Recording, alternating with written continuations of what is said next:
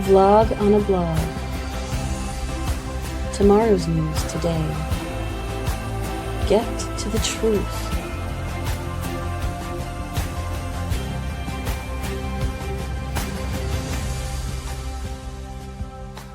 Listen, learn, live.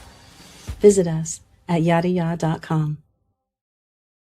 Hey, well, welcome to the Blog on the Vlog. It's good to have you back, Noah. If we have you, like routinely, we're going to have to get your avatar up there on a page like with Dr. Jeff or something. You're going to need to demand representation on the intro.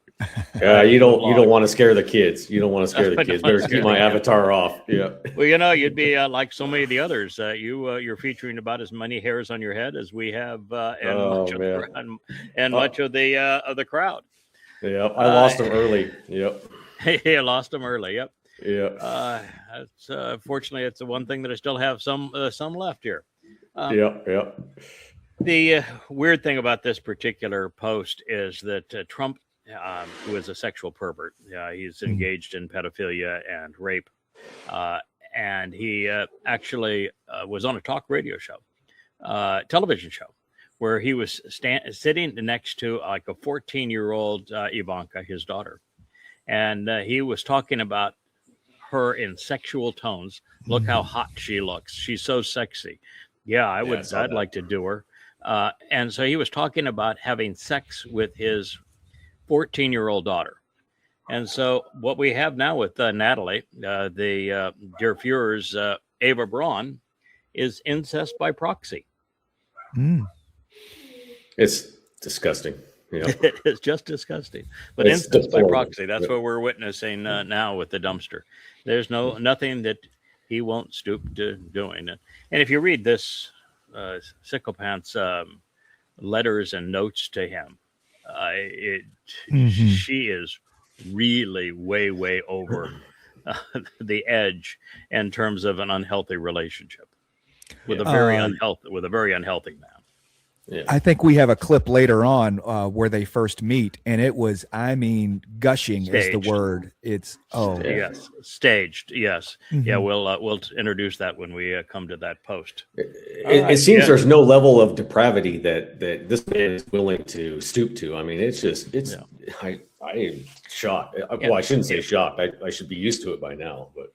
Yeah, and it's important that we keep on harping on this because we were the first to recognize that he is the person that Christians know as the Antichrist. He is the Satan incarnate, Rahab by the Yahweh's prophets. That when you study each of the prophetic portrayals of the arrival of the great betrayer, he is Donald Trump at this time. There is absolutely no question that this is the incarnation of Satan that the prophets have warned us about. And the very fact that we've come to recognize it and that he will betray Israel and the world, and that we're witnessing it with every aspect of his life today, it's really important that we continue to harp on this. And it's not just because it is one of the great discoveries ever, but it is also because he betrays Israel.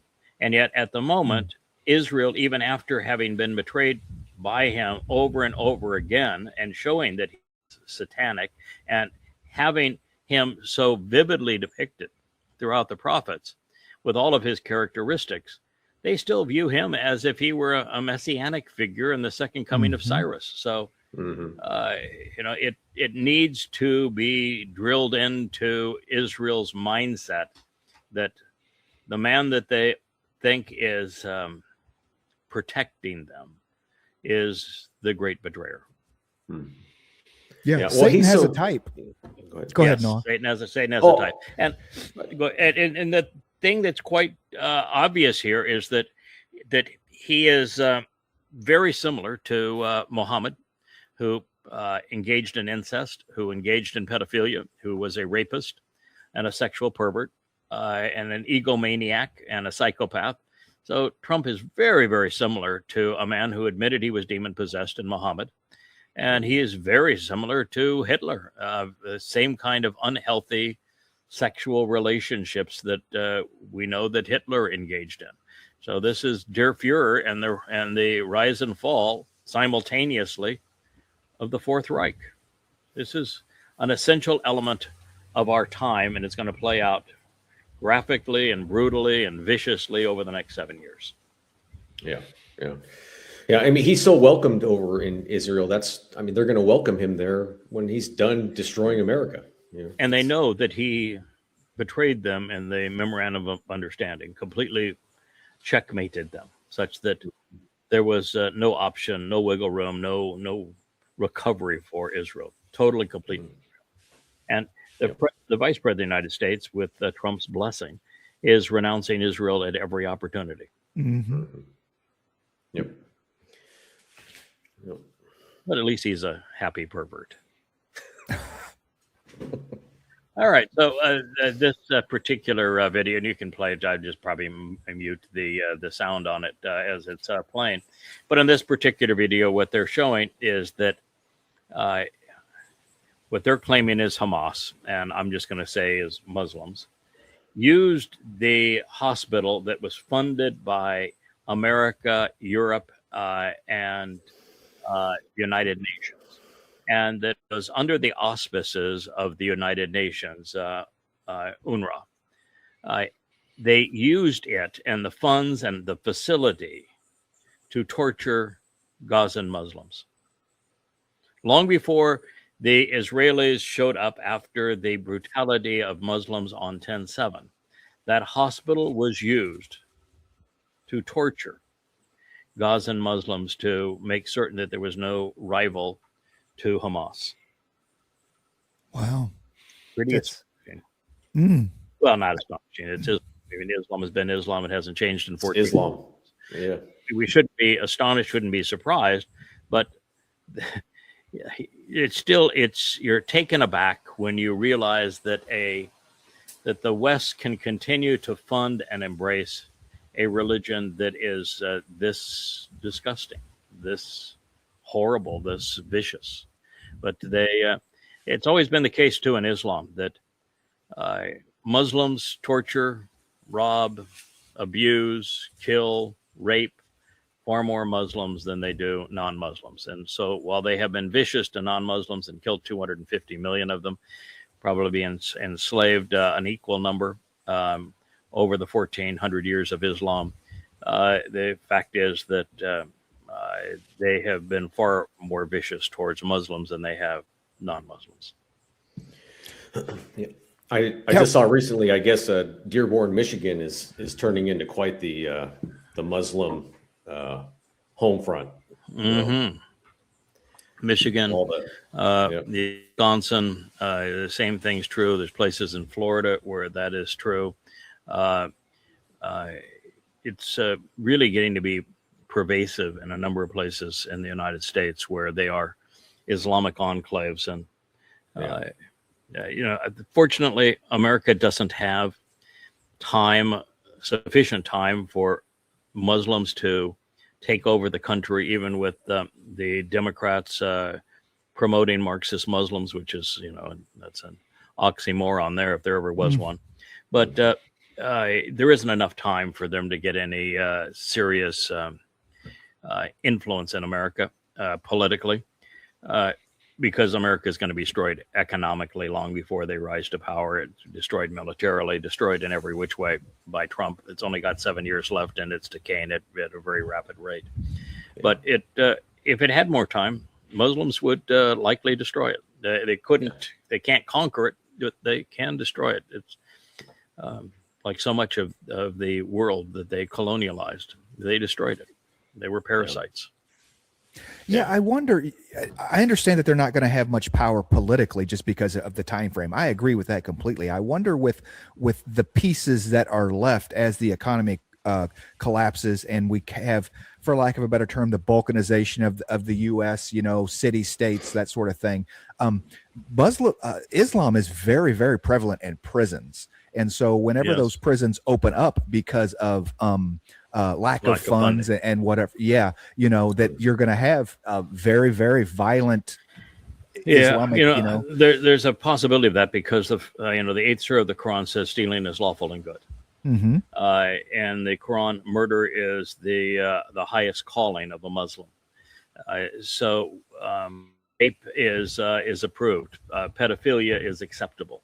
So really the most heinous things that people can do, including lying, are approved by Allah in the Quran and Hadith. So the more America moves towards anarchy with the collapse of its economy, the more you're going to see Muslims acting like Muslims, and it will be bad. And of course, it's the prophet Zechariah who says that 2 out of every 3 Jews are going to die in this 7-year period. 2 out of every 3 Jews can't die if the death is limited only to Jews in Israel. And since 40% of the Jews worldwide live in America, there has to be a jihadi killing machine for Israelis or Jews, I should say, in America. Particularly with the concentration of them and the easy identification of them as part of the Haredi cult in the Northeast, New York, and New Jersey. Yeah.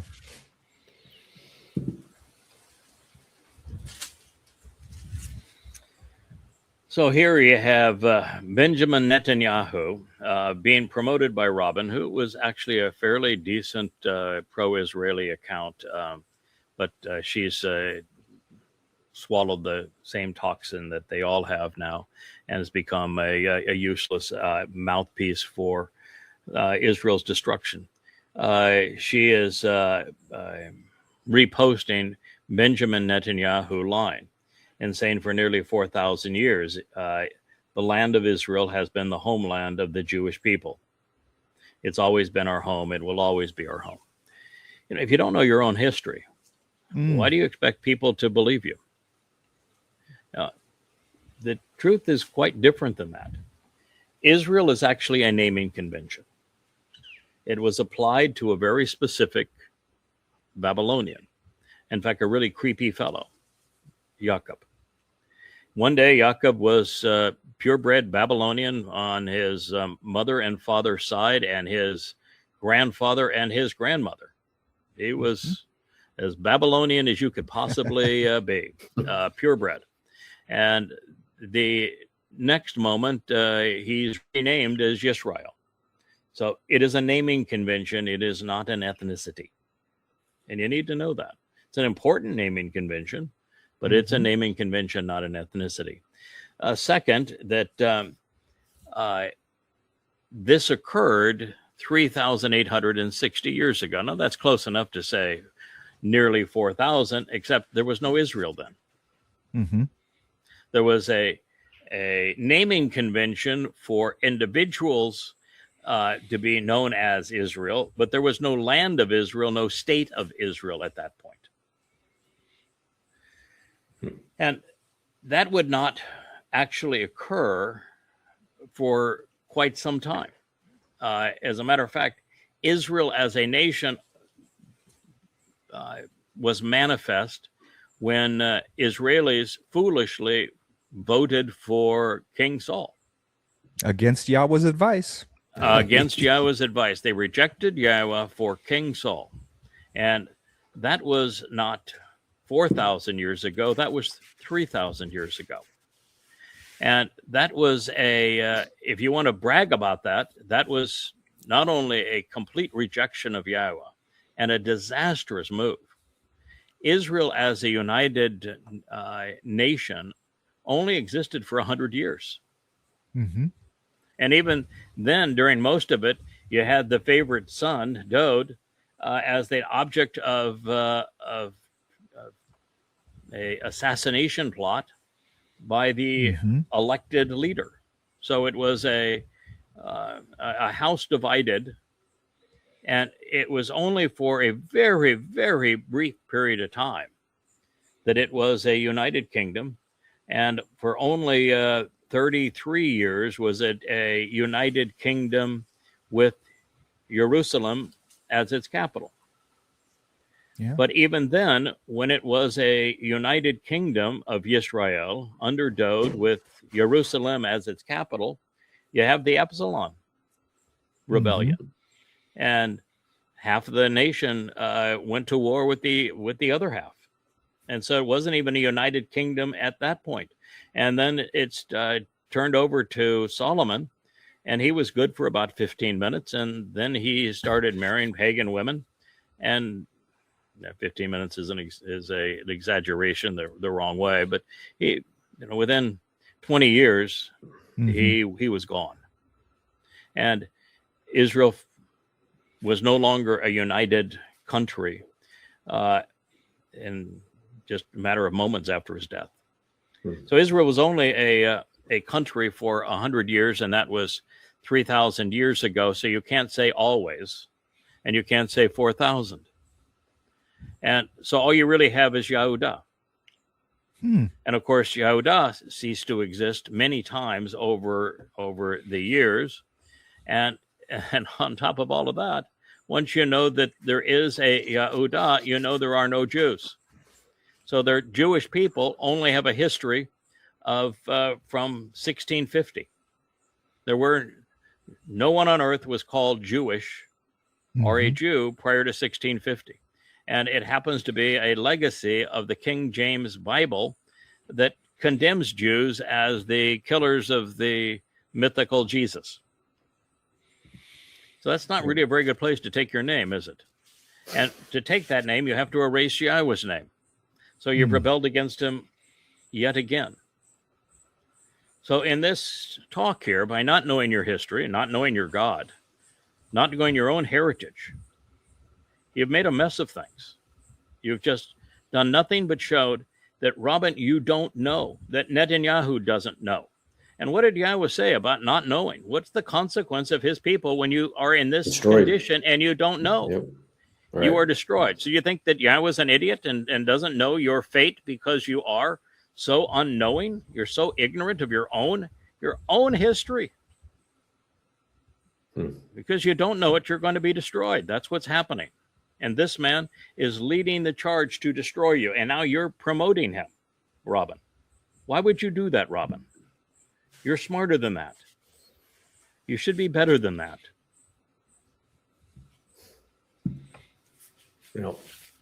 Did we determine, do we think Netanyahu is in the League of 10 Nations that align with? No, because he's got to be betrayed. But is it a remote possibility that he's included in them? I guess, but he's a proxy. He's of Trump, and who knows who is going to be by the time you get to that point, who's going to be in power? I mean, you've got Netanyahu, who's could never form a government today. Couldn't even come close to forming a government today.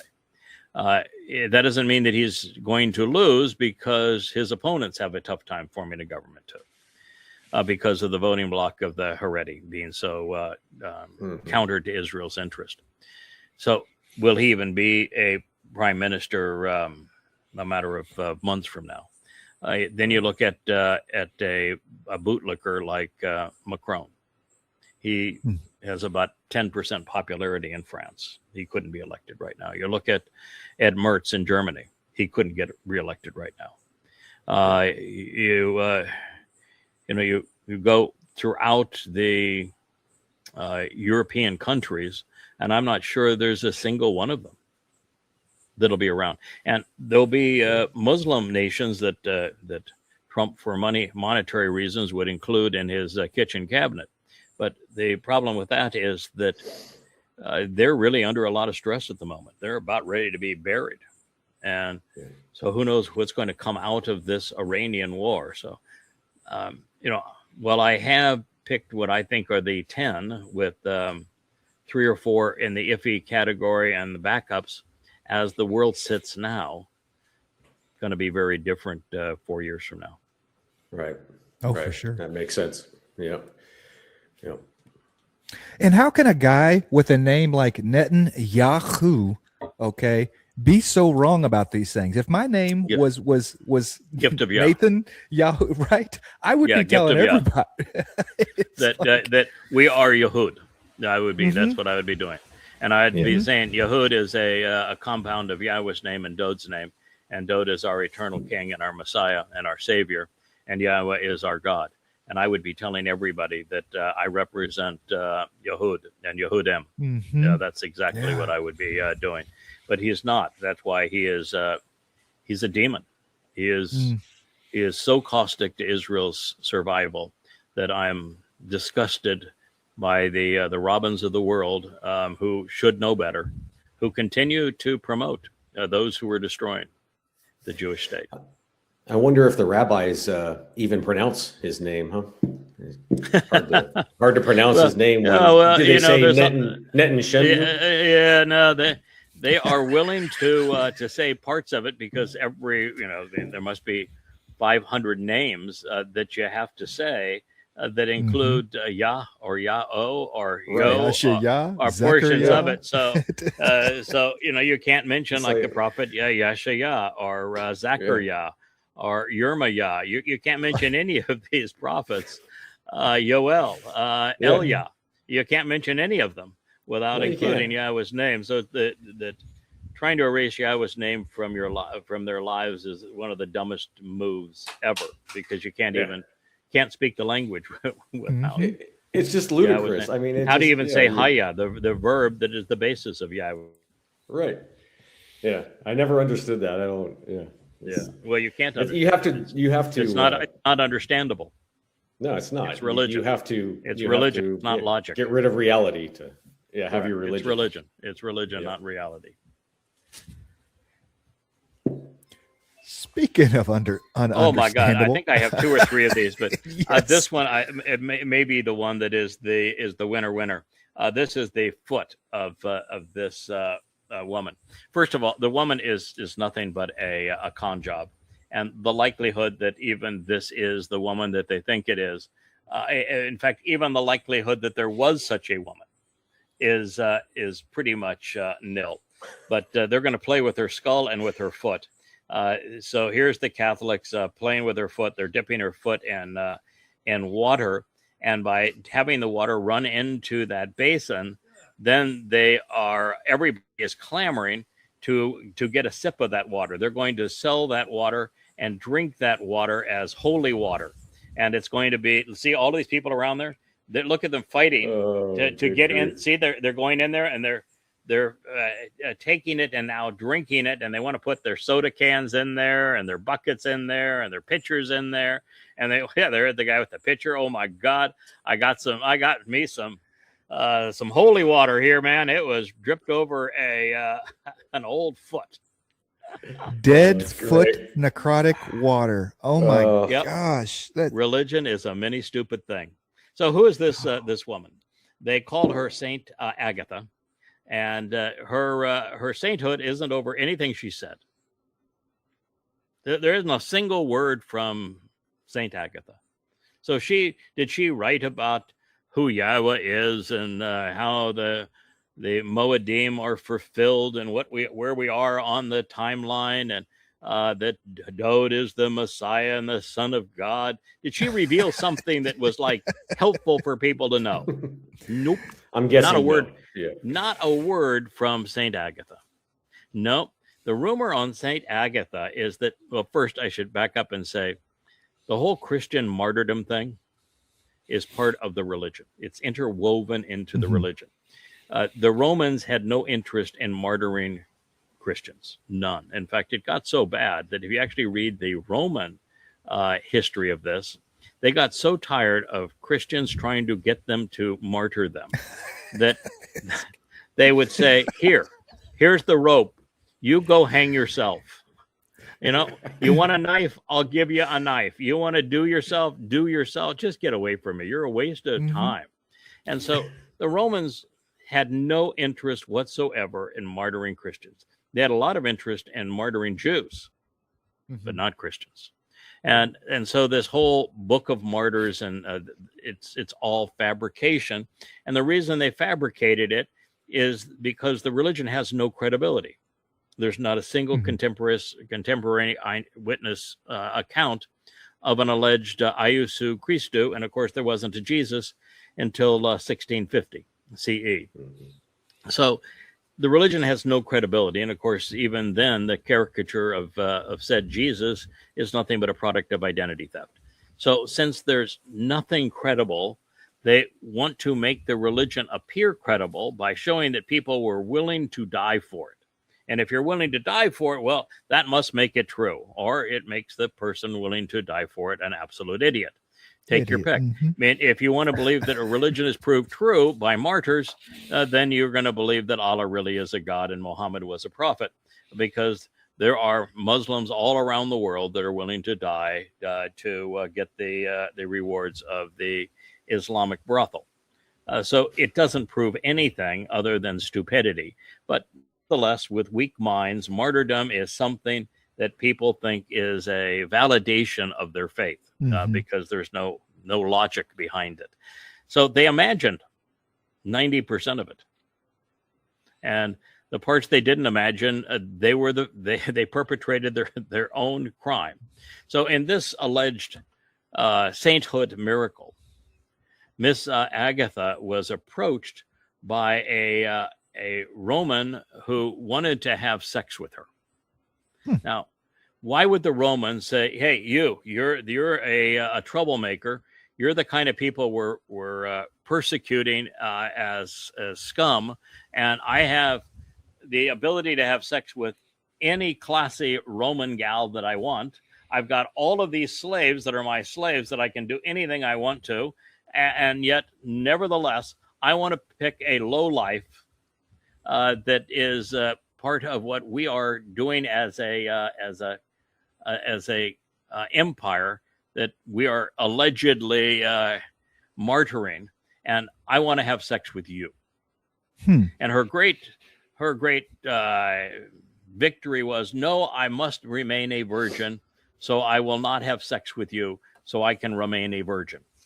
And he allegedly decided, "Oh, well, then if I can't have sex with you, I'm going to carve off your breasts." Almost like he was giving fodder to what Muhammad would later write. And then we're told that to make her a saint, that Saint Peter came and he visited her in her prison cell, where she had the little flat chest at that point, but he healed her before her death. Now, why would she die if he healed her? And second of all, she was 3rd century, and old Pete, he would have been diddly-eye dead in the 1st century. But nevertheless, it's a really cute foot that she has there, and they're going to put her skull inside of a contraption that they've all got for her. So stay tuned. We've got more posts of Saint Agatha. But the bottom line is here that religion is a mini stupid thing. I saw one presentation of this ceremony where they were putting the skull inside of the Virgin Mary's head. I mean, it just gets oh yeah, weird. well yeah, we've got that. It's next. Oh yeah, okay. I think that's next. Yeah, okay.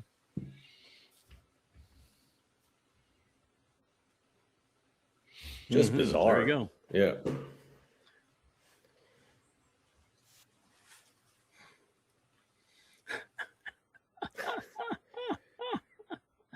I'm so glad they're doing it with medical gloves, aren't you? Yes. Yes. That makes me feel so much better that it's medicinal, because I'm sure the last thing you would want is for her to, catch a germ and get sick and, like die or something. Wouldn't that At least we know what's in the box now. It's a head. It's a head. Oh, Yeah, they took her head. Yeah, they took her head and they put it in a box. Ugh. And he's going to go kiss the head. Watch this. Yeah. Yep. Showing off the skull. Yeah. I hold up the head. See, the blessed head. You can't make this up. I mean, I was just going to say, I'm gonna even put as the a work blessed of head fiction, it's nuts. inside of the graven image. This is hard to make up. I mean, Yeah. This is so bizarre. Yeah, it's just creepy. Yeah. Religion is the creepiest thing ever. And of course, now she's the patron saint of women who have breast implants and women who have cancer, breast cancer. and she's the patron saint of women who are raped, and she's the patron saint of that is the closest to the Blessed Virgin Mary, who is the Mother of God and the Queen of Heaven, so that they could have Easter all per the Babylonian religion. But the Babylonians weren't this queer. I'm here to tell you, this Roman Catholicism is far weirder and more repulsive than any aspect of the Babylonian religion. Takes it to a whole new level, doesn't it? I mean, obviously she's the patron saint of skulls and other people's heads. I mean, it's just weird. Yeah. Patron saints of OnlyFans accounts. I mean, this is just, oh my gosh. Yeah. Yahweh says specifically, don't touch dead bodies, and if you do, you're dirty for 7 days, man. You know, it's and he says, don't make religious images and don't be religious under any circumstance. Yeah, it's. They just don't see. Oh yeah, we're gonna parade it. We're gonna parade it down the street. Yeah, there we go. Oh my God, this guy, if I can touch, I just get near it. Oh, near it. That's so godly. All their religious artifacts and yeah, there it is, and the skull is inside of there now. You can't make this shit up. No, you can't. Christianity is dumber than dumb. All right, there, sir. Now is a big silver giant vagina to stick a head into, just like the Muslims. Yeah, there we go. Yeah, there we go. On the Kaaba. Yeah, there you go. Well, what is it? The black stone. Well, the black stone's all fractures. The black stone's having a tough time. Allah's cracking up. So this is a picture of, they raided one of Zelensky's cohorts, and this is what $1 billion in stolen wealth from the EU and the US looks like. These the Ukrainians have been grifters for a long time. It's the most deplorable cultural climate in all of Europe, and that's saying something, because you got a lot of really skanky people in Europe, but Ukraine is the worst, and the Ukrainians are doing what Ukrainians do: the graft and theft, and here's $1 billion stolen from the EU and from the United States, enriching the thugs that are now yanking people off the streets, old men, boys, and sending them to die as cannon fodder for the West. You should be so proud if you're an American. Wow. So trunk loads of cash. Yeah. So they raided a facility that had this cash laying around. Is that what happened? What happened is that we don't do audits on anything. We send money, and we don't have a paper trail. The Department of Defense doesn't even have an audit system. No accounting system. No inventory system. It's just a black hole. You throw money to. When we were in Afghanistan and Iraq, we flew in C-17s filled with U.S. currency and just handed out pallets of it. And most of what is happening with Ukraine is just pallets of funny money of U.S. dollars and euros. These are U.S. dollars are just sent to them. And there is this mentality in the U.S. Congress that if you're sending them money, you're helping them. No, you're sending them money, you're enriching the thugs. Yeah. Mm-hmm. Yeah. But there's no accountability, no credibility. But anyway, the U.S. found that one of Zelensky's co-conspirators was stealing the majority of the money that was going through his hands, as opposed to a minority of it. Someone like Zelensky that has access to all of the hundreds of billions that have gone into this proxy war, he only has to steal 10%, and he's a multi-billionaire 20 times over. But the lower level guys have to steal a majority of it, and because he stole a majority of it, he got caught, and so he was arrested. They went into his office and his home, and there's car, and that's where they found all the stolen money. Yeah. Yeah, I mean, that's a great point, right? I mean, you talk about foreign aid, and the foreign aid just goes to enrich the dictators or the small coalitions that keep. Look what happened with all the money that was given to Muslims in Gaza. Yeah. right? Mm-hmm. Yeah, not surprising. And then we And wonder then- why we have so much inflation when Right, you- and you the just heads of print money Gaza, and give it- right, the heads of Gaza, as they luxuriated in Qatar, were worth billions of dollars. Yeah. And the U.S. didn't learn the lesson. They still thought that sending money was a sign of compassion, and all they're doing is enriching thugs. Yeah, right.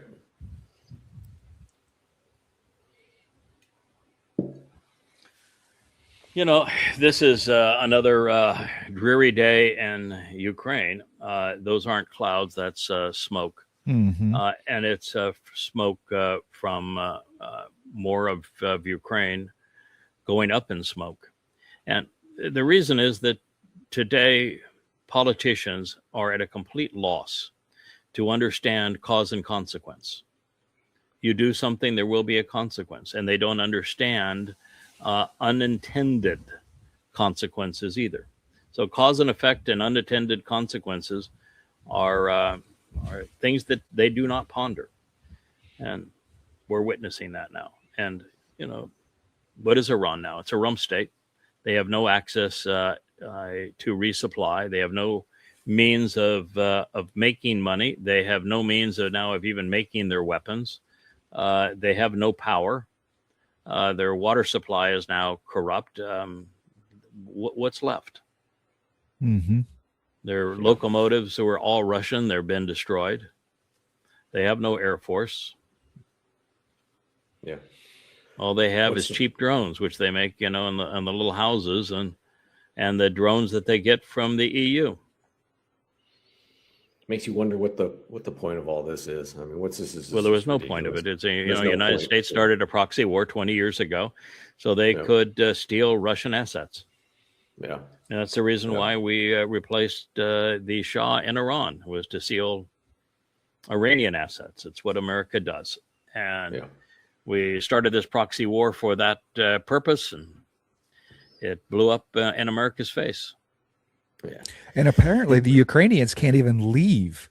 I mean, No. otherwise Well, there would be. Half of them have. Half of them have. I mean, half of the But that was population of early, Ukraine is yeah. gone. Yes. Yeah, half of their population is gone. So they lost half of their population to either sending them off to die on the front lines, or they said, we want no part of this, and they left. So obviously, the reason that half of them left is that the last time there was really a fair vote in Ukraine, they voted for a pro-Russian government, and then America deposed that pro-Russian Mhm. government. And once America did, those who were pro-Russian left.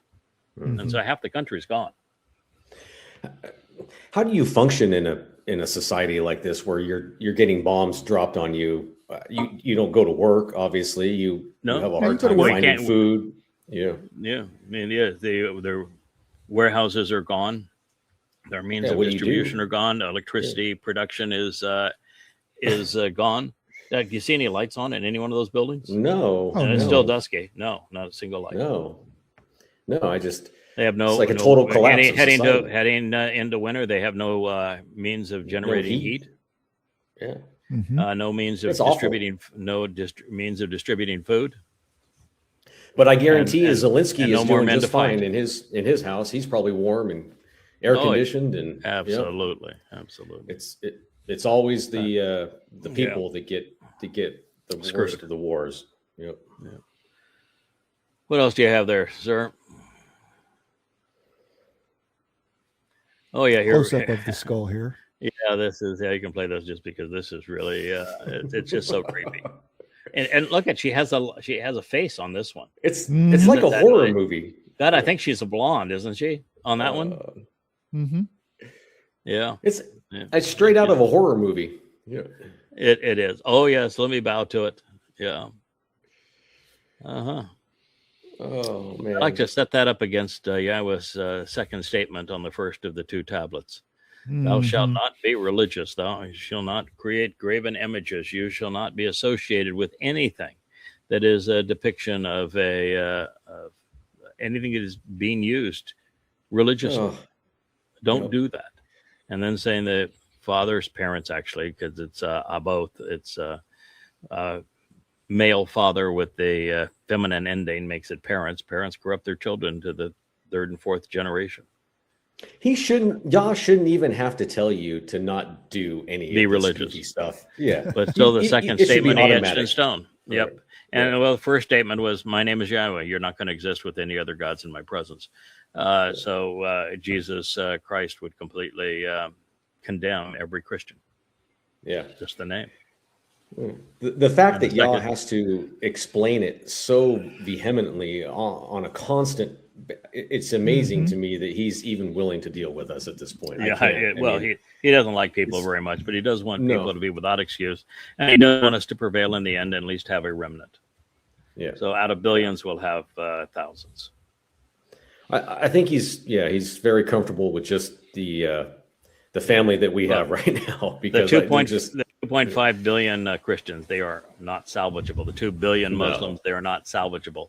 The billion Hindus, not salvageable. The billion Marxists, not salvageable. The billion conspiratorialists, not salvageable. So you've taken, what, 8 out of 8.2 billion people, and you've already made it impossible to reach them. So, Yeah. we'll do pretty good as a percentage of the salvageable people. Mm-hmm. Yeah, the number says a percentage of the total population will be, negligible, but amongst the people that are potentially salvageable, we'll have a pretty decent result. Yeah. Well, I've been convinced for a while, and I know you've talked about this. I know Kevin has too. That this teaching here that we're learning right now from you, this is for the family that's moving on. I mean, Absolutely. It's not for these people would never. Anybody here at this festival would. Wait till you get a load couldn't of possibly of comprehend this. a comprehensive analysis of the statements that Yahweh etched in stone. It will it'll take you up a notch. That is for darn sure. Well, that will take you down to hell. A correct, amplified, and explained presentation of the 10 statements will take you to heaven. Yep. So here's the dumpster. This is Glenn Dyson, and he is saying that Trump's economics make no sense. What Trump is saying is that interest rates only go up when a nation is weak, and they go down when the nation is strong. No. It's first of all, when it's bonds, it's called yield, actually not an interest rate. It's called a yield. And the yield on a bond is based on the same things that run all economics, called supply and demand. The United States has increased the supply. When you increase the supply, you devalue that asset. If there was if you were a community of farmers, and there is one tractor for sale, and that's the only tractor, you're going to pay whatever you have to pay to get that tractor. Mm-hmm. If there are fewer farmers and there are 1,000 tractors, you can probably pay $1, and somebody's going to say, "Yeah, please take this piece of shit. Nobody else wants it." And so it is supply and demand. If you increase the supply, you have devalued that asset, and so we're in a position right now where America has grossly increased the supply, such that the currency isn't worth much of anything, and because we now have a track record of consistently increasing the supply, if you buy $1 at a certain price, and you're paid back in dollars 10 or 20 years later after somebody has messed with the supply by 5 to 10% every year, and now they have to mess with it by a big margin to pay the debt, then what you're being paid back in is worthless dollars. So that's you're putting $1,000 in, but the $1,000 plus interest you're getting back is really worth $500. So you're being raped. 30 years, it's yes. 30 years, it wouldn't even be 30 years, it's $500. $3. It's $3. Yeah, it's nothing. And so this is the issue, and the fact that the United States has weaponized the dollar. We weaponized the dollar in Iran with Russia. We've weaponized it with China. We've weaponized it with India, and And so once you've weaponized your currency, nobody trusts it anymore. And once you've proven that you can't repay your debt, you are certain to default. Why would somebody want to loan money to somebody who is certain to default? And the United States is certain to default. Mm-hmm.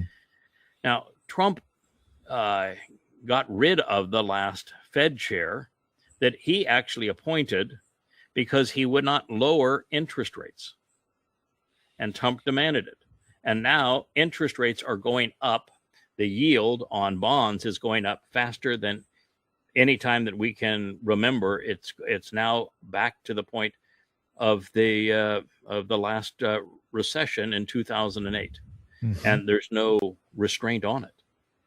And at the same time, inflation is going up because we don't have a buyer for the bonds.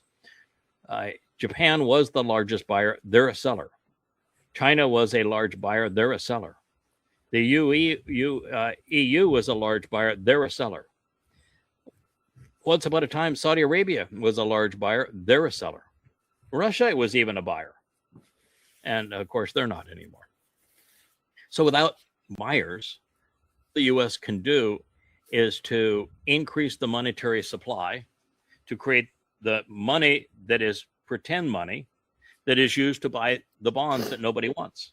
So by doing that, what you're doing is you're devaluing your currency so that you have to have even a higher interest rate on your currency because of the fact that you're devaluing it.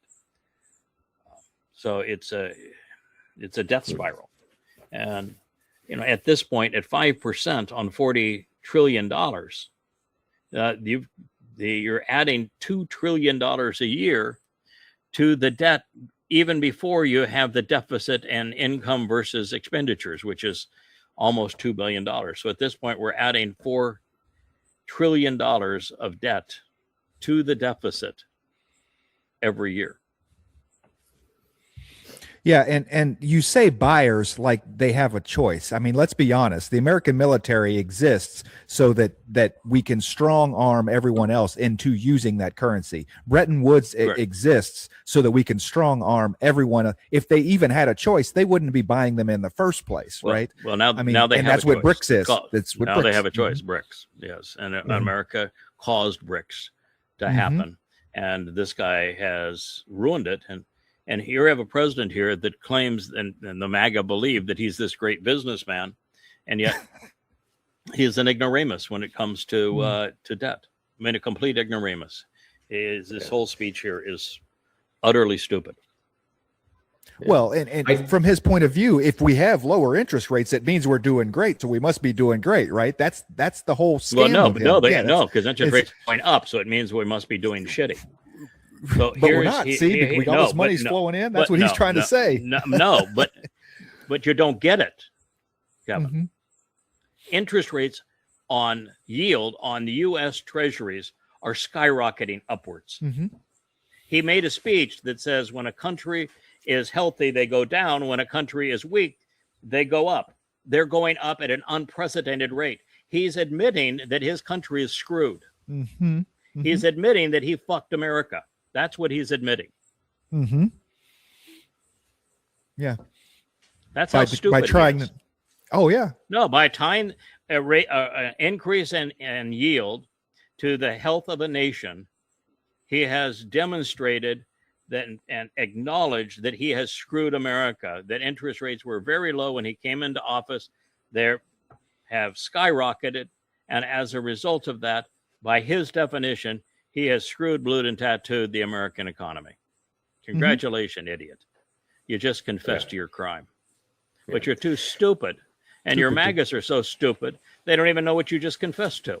Or that you're an ignoramus on basic economics. This economics is not a complicated thing. Yeah. And yet he is clueless. Yeah.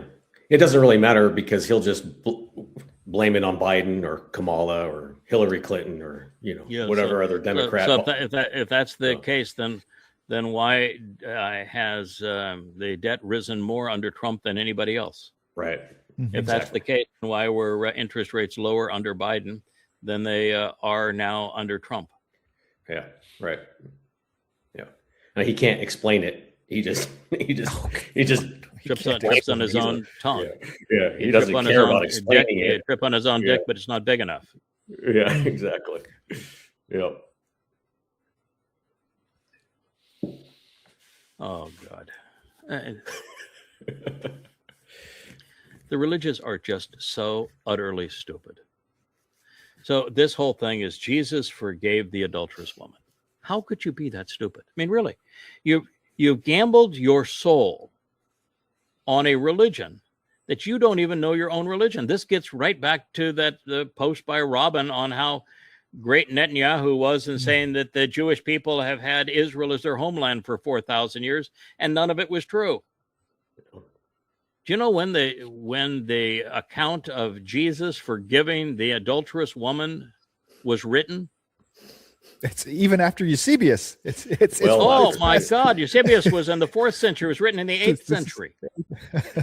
You know, there are hundreds and hundreds and hundreds of manuscripts of the book of Yahuchanan that predate the 8th century, and not a one of them has any part of that section of the dialogue with this adulterous woman. Not one. And all of a sudden it shows up in texts someplace in Asia. And they like it so much. Oh, well, we'll put that into the rest of it. That line, oh, he was without sin, throw the first stone. That's a real beauty. Oh, well, we like that one. It was made up in the 8th century. Yeah. And Jesus didn't exist until the 17th century. And oh, by the way, if said Iusus said this, then he would not be the Messiah, because he'd be lying about what it says in the Torah. Mm-hmm. Every part of it was wrong. There is a way to forgive the adulterous woman. It's in Numbers 5. And it isn't about telling the audience, he who was without guilt cast the first stone. It's about the sacrifice of the Adam of Perah. And so if you actually knew what you were talking about, you would cite Numbers 19 and Numbers 5 for the cure and understand who the players are that are going to deliver it. But you're too stupid that you quote a line that was written in the 8th century, 700 years after the non-fact, after the myth was originally conceived by Paul. Yeah. So how could you be that stupid? And as for Muhammad, stoning isn't something that was ever done in Arabia. Never.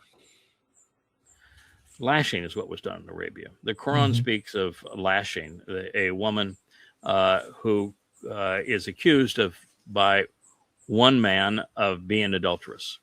And her reply means nothing. She has to get 4 men to vow that she was not adulterous. And if she cannot get 4 men, she gets just 3 or 2 or 1 or none, then her defense is her confession. And it's by flogging. The only reason stoning has any mention is because rabbis sold Talmud readings to Muhammad. So even that part is damn embarrassing. So reminds me faith under pressure, you have bursted under pressure. You are a numbskull that has no clue what you're talking about. Yeah. Reminds me of the witch trials, right? All they had to do was say that you were a witch, and then you were burned at the stake, right? Oh no, they you have no defense. It's like they tie you put weight on your feet, and if you don't float, then you're a witch. Sometimes they had them such that if you lived, then you were a witch, and if you didn't live, well, then we made a mistake, but you're dead anyway. Most of them were actually done that way, so that if you died, well, we goofed. So sorry. God have mercy on her soul. And if you, and if you lived, well, that was proof that you were a witch. So now we got to really go after you. Yeah, religion has always hated women. That's any chance they can get to kill them, rape them. Yep, that's true. That's what Yeah, religion we're gonna does. have some of that tomorrow. We're gonna have Miss Leia is going to be the co-host, and she's already picked some of her topics. Of course, they're going to be women's issues, but we do that. We defend women. So if this story has any legitimacy at all, which it obviously doesn't, but if it did, you would think that people would understand that the adulterous woman would be Israel, right? Not some random woman that Jesus came across, right? That requires way too much thought, and the rabbis don't even go there. And the idea of comparative religion. So our religion is better than your religion. So our religion must be true, and your religion must be false, because we can cite an example in our religion that's better than your religion. Right. That's why I never once partnered with a Christian when exposing and condemning Islam. Yeah, my lie is not as bad as your lie. It's pretty funny. The Chinese are mocking America. You can play it. It's pretty cute.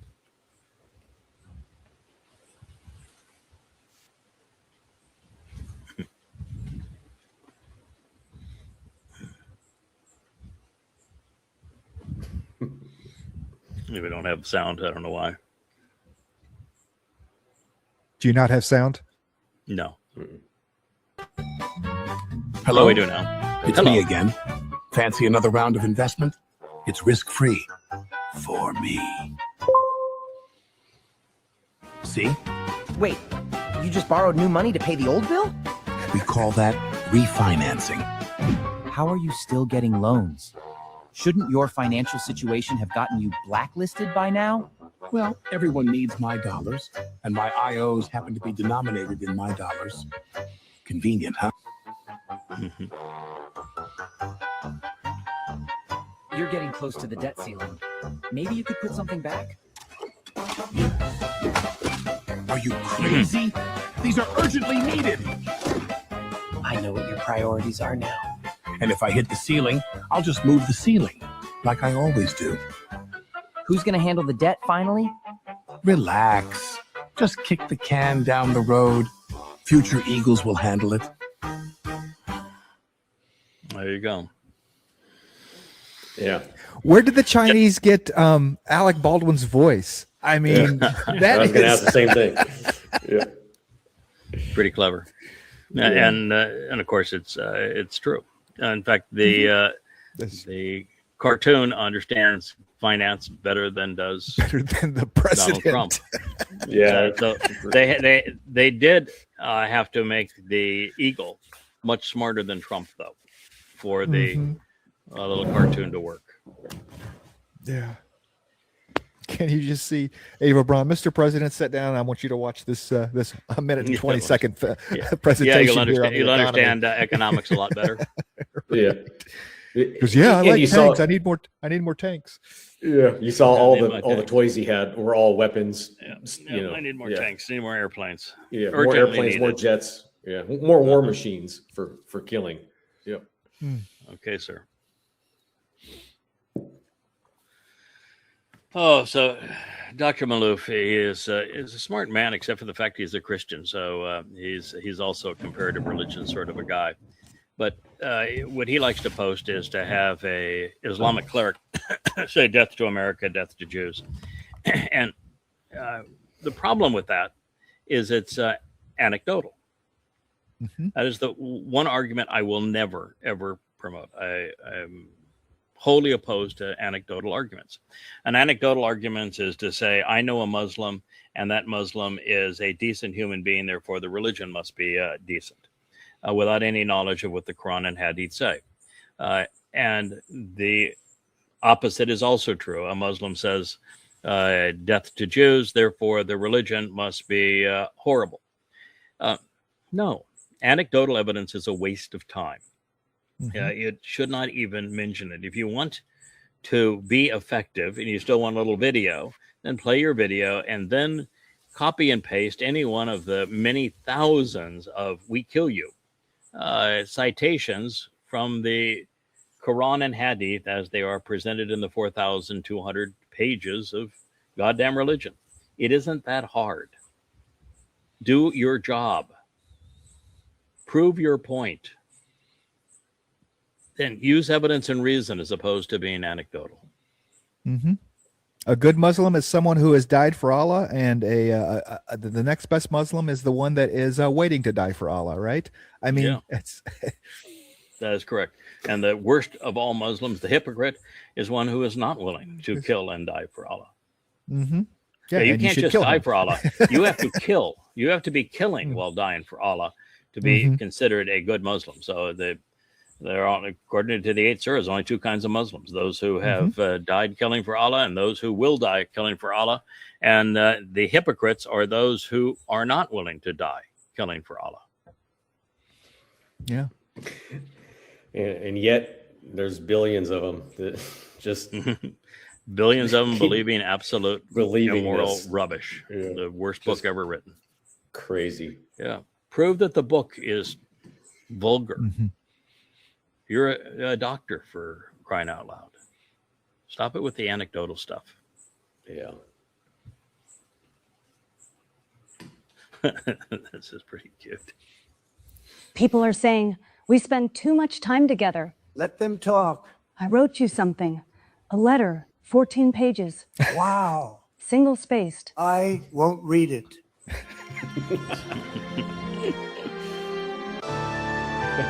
There's something I have to tell you, and it changes everything. Whatever it is, we'll face it together. It's the generic ballot. We're down 4. Oh, I thought I got you knocked up.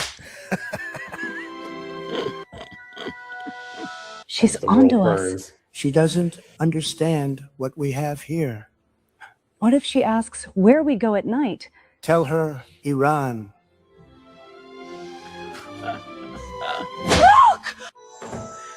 But when you have a prostitute that is upset with your cheating, right? When a prostitute is upset with your cheating, boy, life has really gone south for you. Oh Beautiful. my! The Will you head still tweeter. want me? The numbers better be hot. As the world burns. All right, that's pretty great. clever, Don. I got to give you a thumbs up for that one. As the world that burns. was pretty good. Days of their lives. Okay, so here we go. Is we're told, according to Duke Medical School, that being punctual is racist. Now, I've always told you that I'm not a racist, and I'm not particularly punctual now that we're trying to do all of these things simultaneous. I used to be really punctual. I'm not quite as punctual anymore, although we're doing a pretty good job of the 11 and 5. Sometimes, like today, I sat right on down at 2 to 3 minutes in advance, and then we had some technological hiccups. But so the best way to prove that you're not a racist is to have no consideration for other people. And if you say you're going to be someplace at a certain time, completely disregard that, let them down, have no respect for their time or their lives. And if you have no respect for anybody else other than yourself, then you're not a racist. Okay, sure. This is just crazy. I don't even know. Stupid people in stupefying places. Yeah. It's hard to make sense of something like this. I don't know where people. Well, of course, you can't make sense. That is the point. It's not sensical. Yeah. No. That is the point. So here you have one of the premier universities in the United States, and they are now promoting that being punctual is racist. Yeah. So stupid is as stupid says. Anything somebody does is racist at that point. Then anything, if you are causing someone else to have to do something that's racist, I guess. Oh yeah, of course. You're a racist unless you're a Marxist and you divide everything up by race. Boy, this is again. It's important because Donald Trump is impersonating Adolf Hitler, virtually every aspect of his life, and just here are some of the unbelievable things that this woman writes to a man who is a genuine piece of shit. This is a man who is Satan incarnate. So she is absolutely fallen for Satan.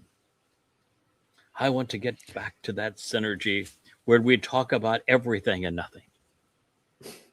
Pillow talk. You're the Alpha and the Omega, the all and end all. What would I be without you? It's and then I like this part where we've got a little.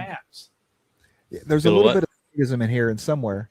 Oh, and please, when I fail, will you tell me? You have the absolute right to cuss me out if need be when I deserve it, because no one knows or cares about me more. Dude, that is a psychological condition, right? Seriously. Oh, of course, of course. She's got it bad. There's a serious. Yeah. Yep. Wow. Yeah. That's it's. I've heard of brown nosing, but good grief. This good grief. Yeah, she is the epitome of brown nosing as the head holy tweet. Smokes. The head tweeter.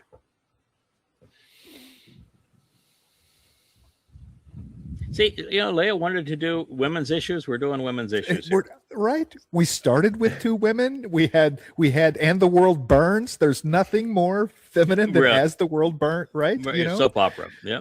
So here, this is Trump running for president in his first term. And he's having this interview where he says, nobody knows debt like I know debt. I'm the king of debt. I know everything about debt. And then he's talking about that U.S. debt at, I think it was $19 trillion, and how it's at $19 trillion because the Democrats, Hillary, knows nothing about debt. I'm the one that knows a lot about debt, and it's out of control. It's about ready to kill America. And so what you need is a president like me that understands debt, and we'll get this debt under control. And oh, by the way, there's another. So, and now it's $40 trillion. It's more than double that, which means that he was in a complete another fraud. But there, and you'd think that if you were a MAGA and you heard this and you saw what he had done, that you'd stop respecting him, stop promoting him. There's another line in here. He says, I know all about debt. When when you're in trouble and you have debt.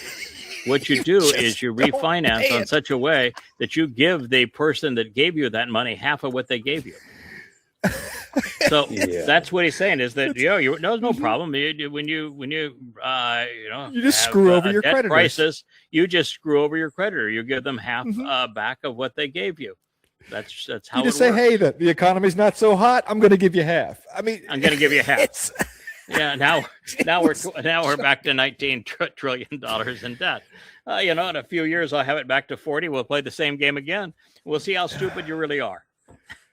Yeah, go ahead and play it. It's just because. Her face. She just can't believe he just said that. Yeah, I call myself the king of debt. I'm the king of debt. I'm great with debt. Nobody knows debt better than me. I've made a fortune by using debt. And if things don't work out, I renegotiate the debt. I mean, that's a smart thing, not a stupid thing. And I made a fortune. How do you renegotiate the debt? You go back and you say, hey, guess what? The economy just crashed. I'm going to give you back half. I like that for me. I don't like debt for the country.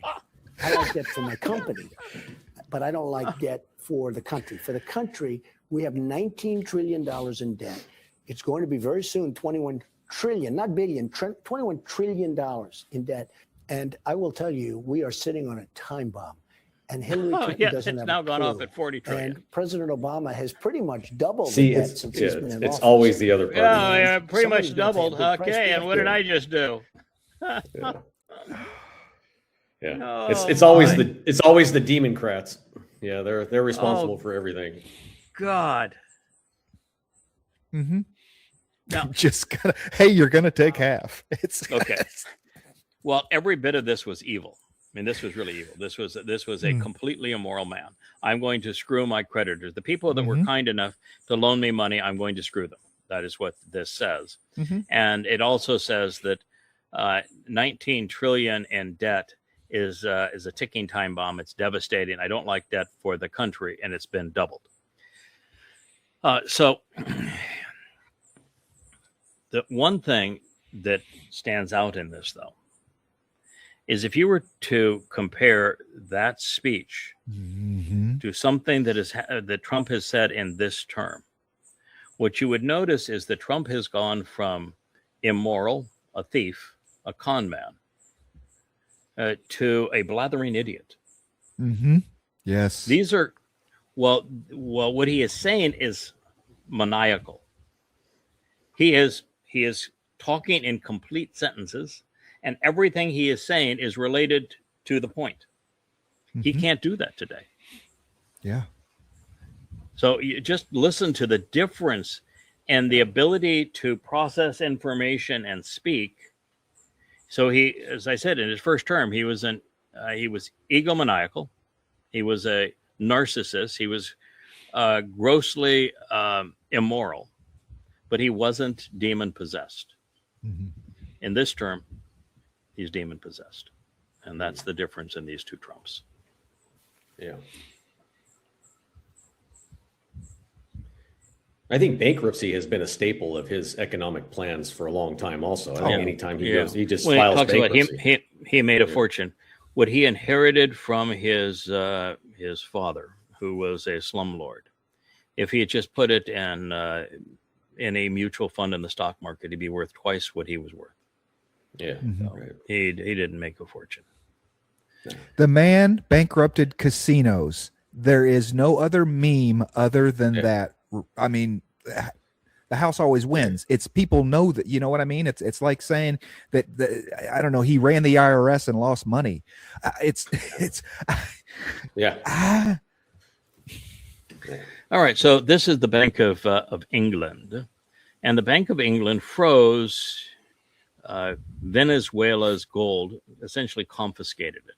And who knows why Venezuela's gold was in Bank of England, other than it serves as collateral if it's there to borrow dollars to engage in trade. And even though it belonged to Venezuela, the Bank of England, which is like everything that is English, they've been thieves. I mean, England has been thieves for well over 1,000 years. Global thieves for over 1,000 years. So they seized it. And now Big Daddy, the ultimate slumlord and the godfather, has told England, that's my money. I stole Venezuela fair and square. That's my money. Send it to me. And the Bank of England is sending Venezuela's 31 tons. 31 tons of gold to Trump. We've become a nation of thieves. And always thieving, not to the United never States, achieving. not to Fort Knox. They're sending it to Trump, just like the oil. I'm right. It's it's the oil revenue from Venezuela goes into a Trump bank account in Qatar. Yes, it's like hard to believe that the world is this upside down, but it is. Satan is in charge. It's like crime bosses paying tribute to the and of course, crime boss. what in the world are you going to do with money? It's essentially worthless. I know, I understand why he wants the gold, but it'll be worthless too. You got to have something to trade it for. The gold has no value. So here again, this is another one. This is Kosher, who was also an intelligent poster, but they've just all doubled down on around the man who is destroying them. And it says here, the Kosher Benjamin Netanyahu has always been right about everything. And yet they've been played. There is, in this case, it's the one time where he actually mentions Islam in this speech, but he calls it radical Islam and extremists. There is no radical Islam. There are no extremists. And this is the same man that 99.9% of the time will talk about Fakistinians, and he'll talk about Hamas and not Islam. And he doesn't know squat about Islam. And he does business with Muslims all the time. And so his ignorance of Islam, the Quran and Hadith, and Kosher's ignorance of Islam, the Quran and Hadith, is the very ignorance that will destroy them. And so rather than being right, they are not Sadak, they're raw. They're wrong. And the thing that causes them to be wrong is their collective ignorance. And yet, while Israel has been raw, wrong, and ignorant for a very, very long time, 3,000 years, they pat their own back and tell the world and themselves just how wonderful they are. They think that they're righteous when God says, no, you're despicable.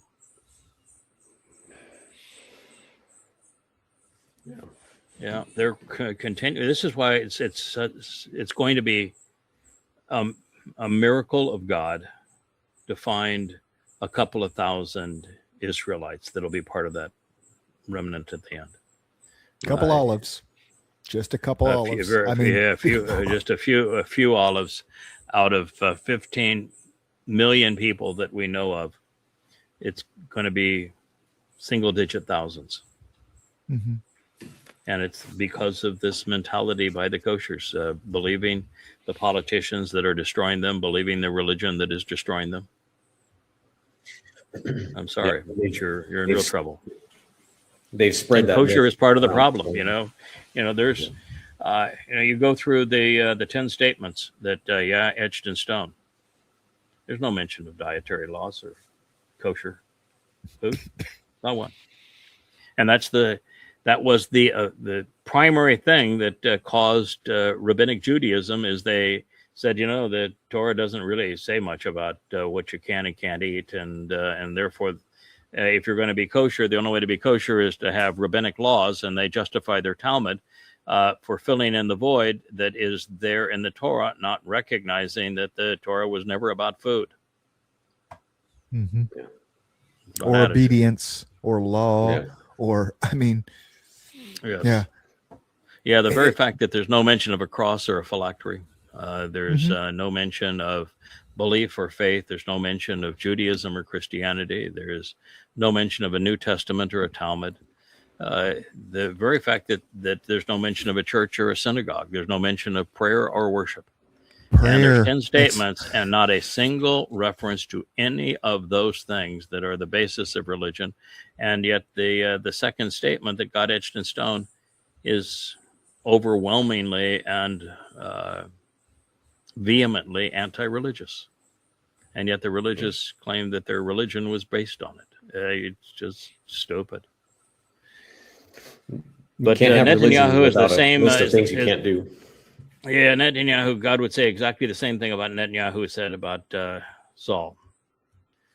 By choosing him, you have rejected me. And that's true of you, kosher. By choosing him, you rejected Yahweh. Yeah. They've been very successful at keeping Islam isolated from, by just saying radical Islam, they can separate and make Islam still good. Or call it Hamas, or call them Palestinians, or ISIS, or call them Hezbollah, or say it's the mullahs. That the problem is Islam. The problem has been Islam for 1,400 years, and if you can't say it and you don't know it and you can't make a case for it, then you should just shut up and stop making a situation worse by talking about the man who has destroyed your country and saying that he's the one that's right. Yeah, because I can assure you that because of you have done that, Yahweh views that you have rejected him. And you have. Kosher.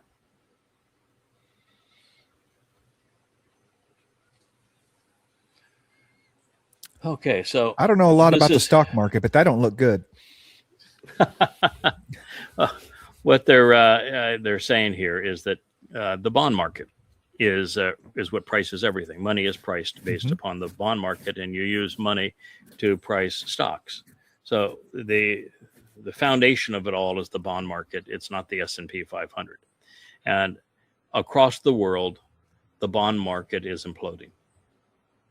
And the worst case is Japan. The second worst case is the United States. And it's literally imploding. And interests are going up yields are going up very rapidly because nobody wants to buy them. There are no buyers.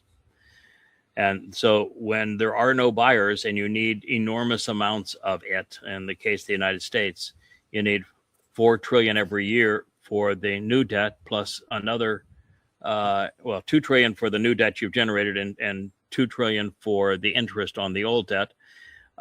And so you need $4 trillion a year, plus much of your debt is in 1 and 5-year bonds that are short-term bonds, and you have to refinance those bonds. So every year you need something like $7 or $8 trillion of new buyers, and there's not even a $500 billion of buyers. I'm not even sure there's $100 billion worth of buyers. There are no buyers, and you need upwards of 6, 7, 8 trillion annually just to be solvent.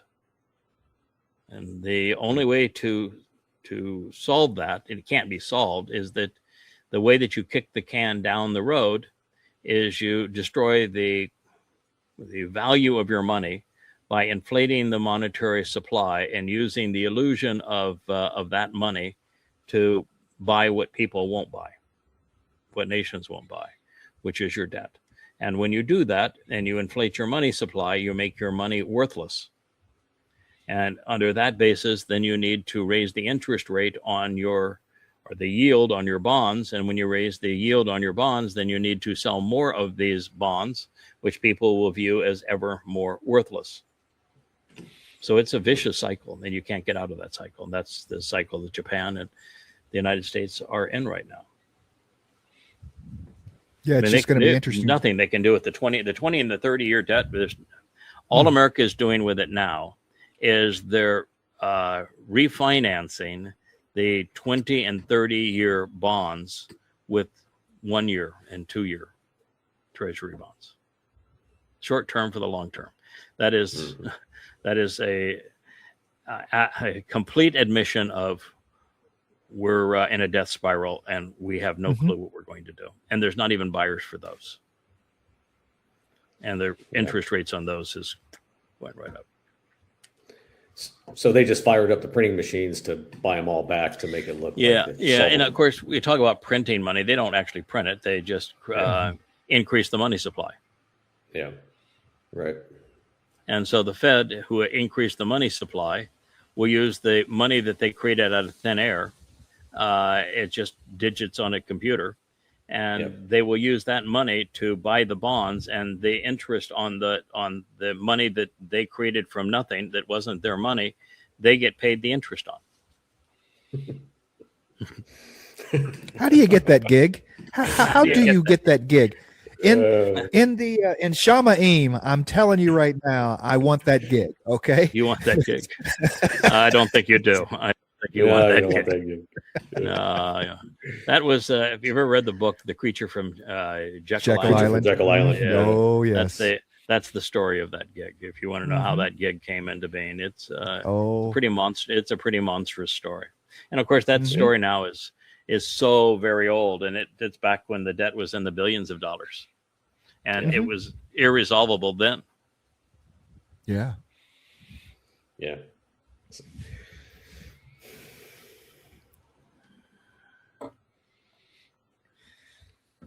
So they have a little Qatar problem.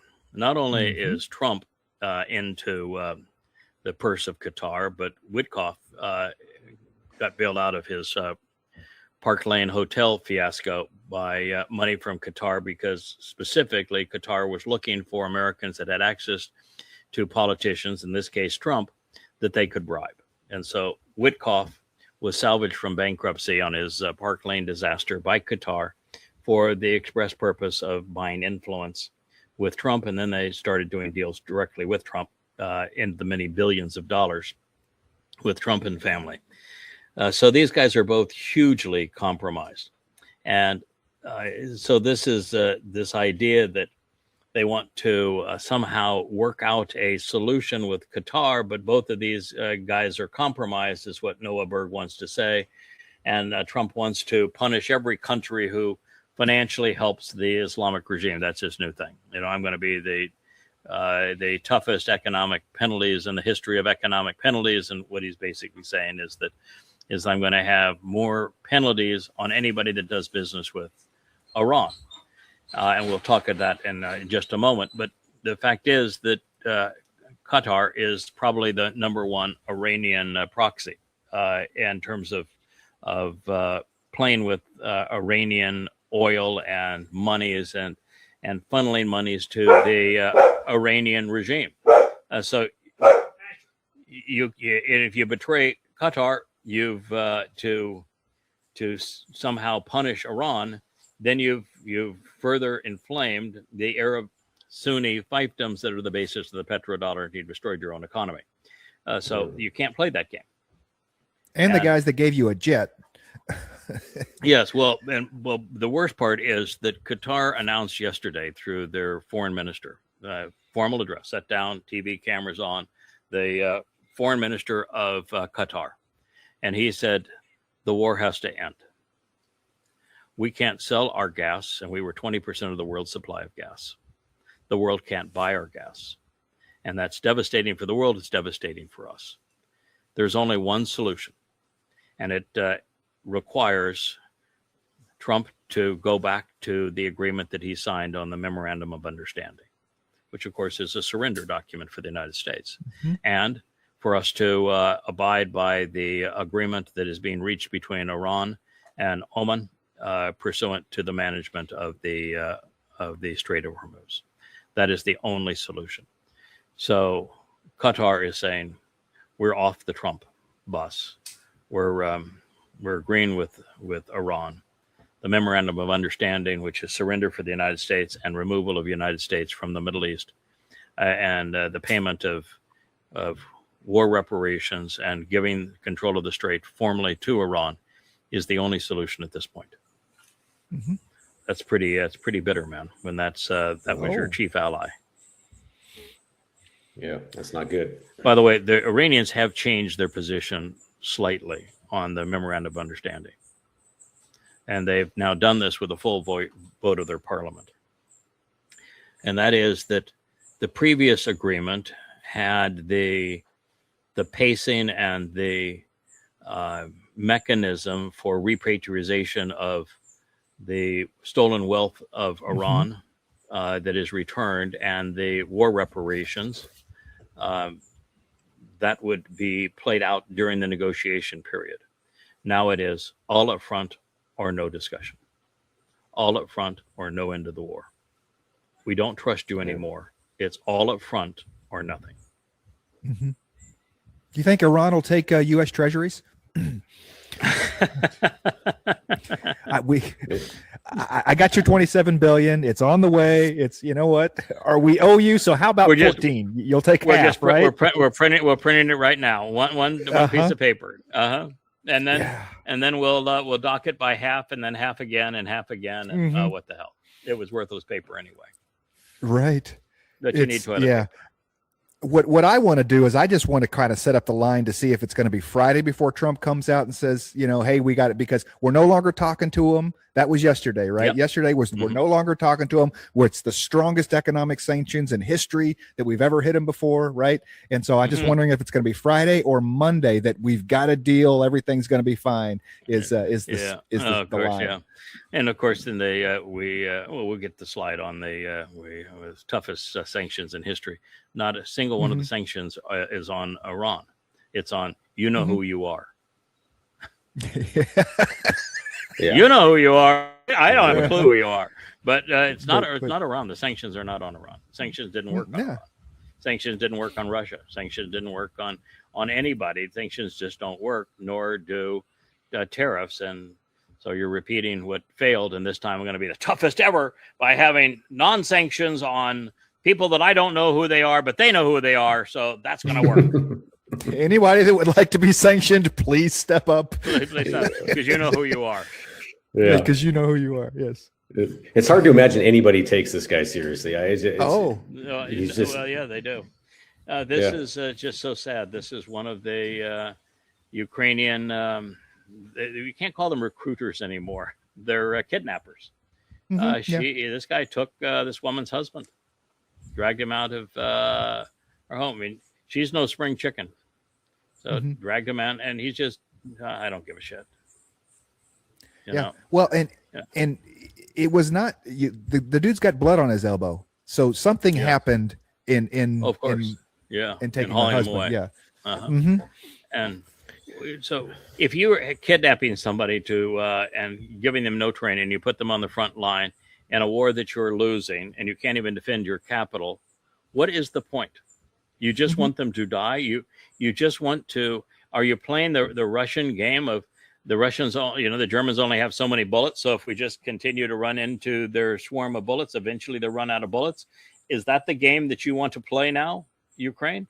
That will just throw more and more young, old, feeble people on the front lines. Eventually, the Russians will run out of artillery or drones or bullets or something, and it'll all go away because that's the dumbest strategy ever. No, there's no plan. There's no plan from the top down. In it, it's all about the gravy train. Zelensky doesn't want it to stop because of the money. This guy right here doesn't want it to stop because he's getting paid per head. Every head that we bring in, we get a cut. Yeah. So it's all about the dollar. Yeah. That are worthless. Picture epitomizes war, doesn't it? I mean, just horrible. Yeah. Okay, there.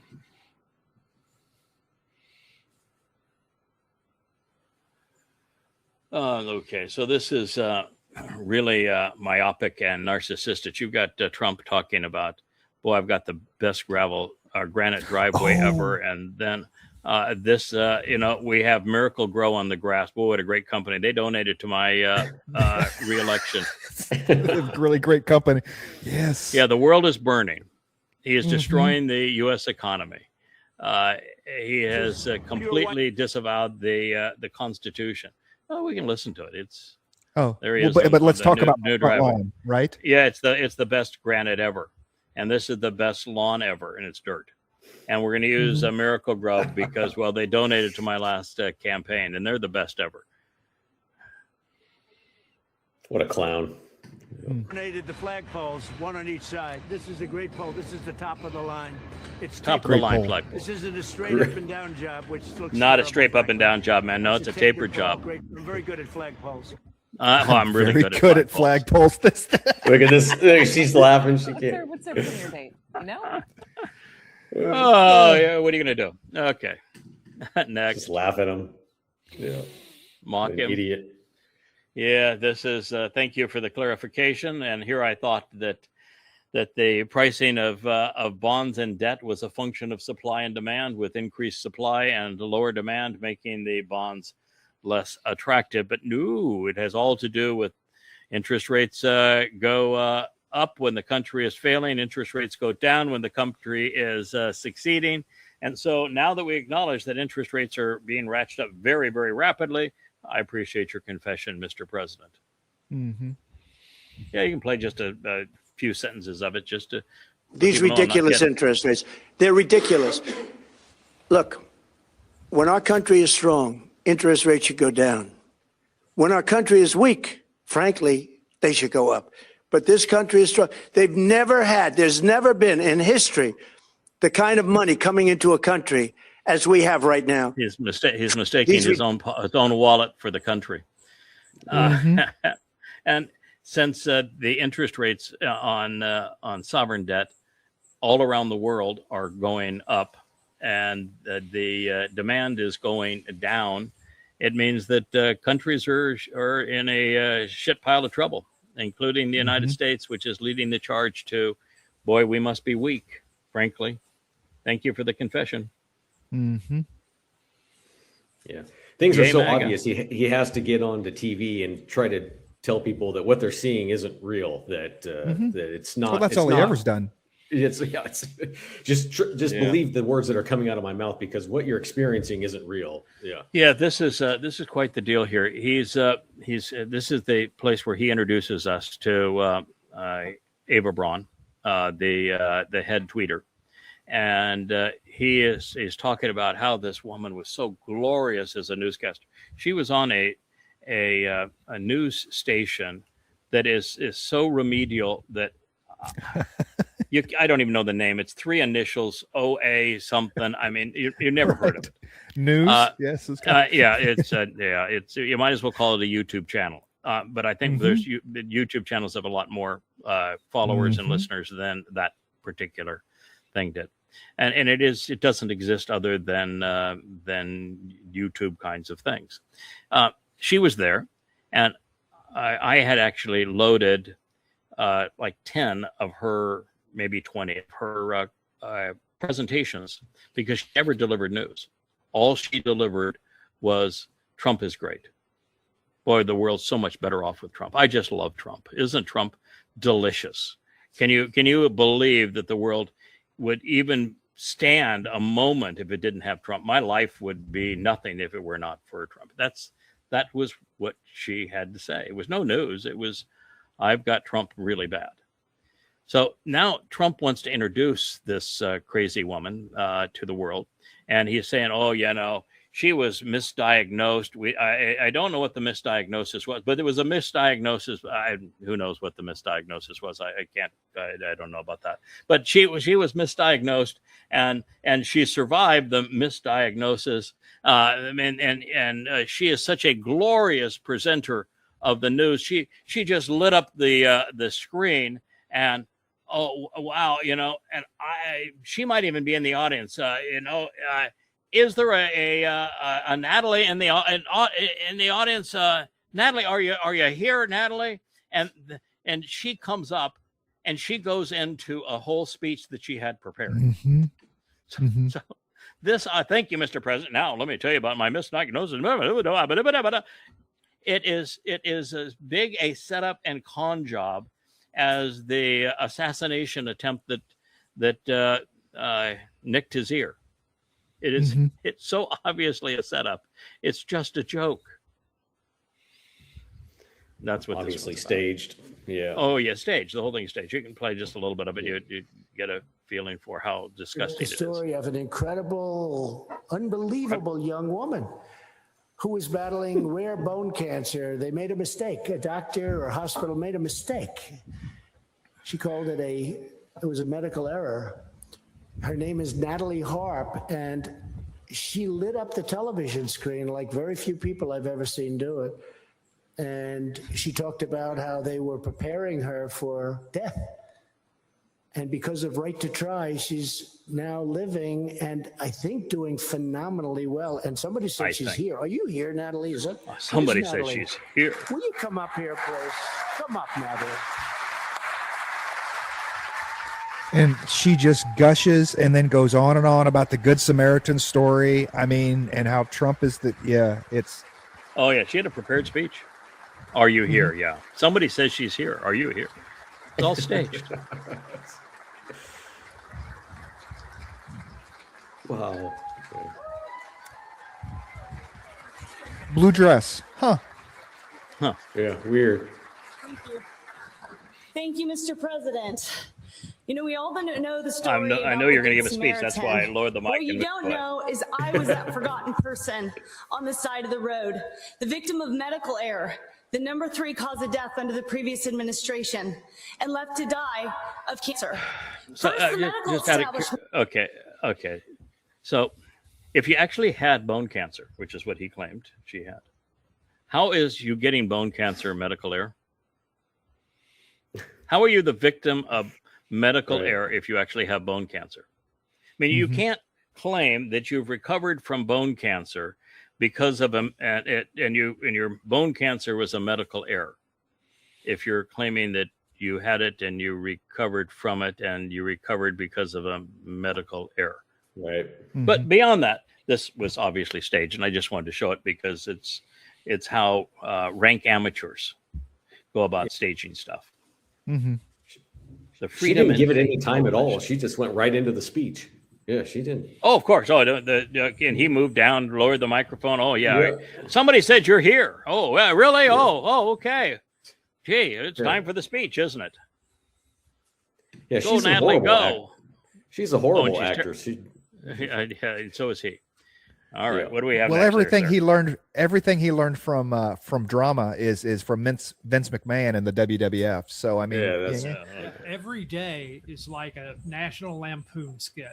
Yeah. it is.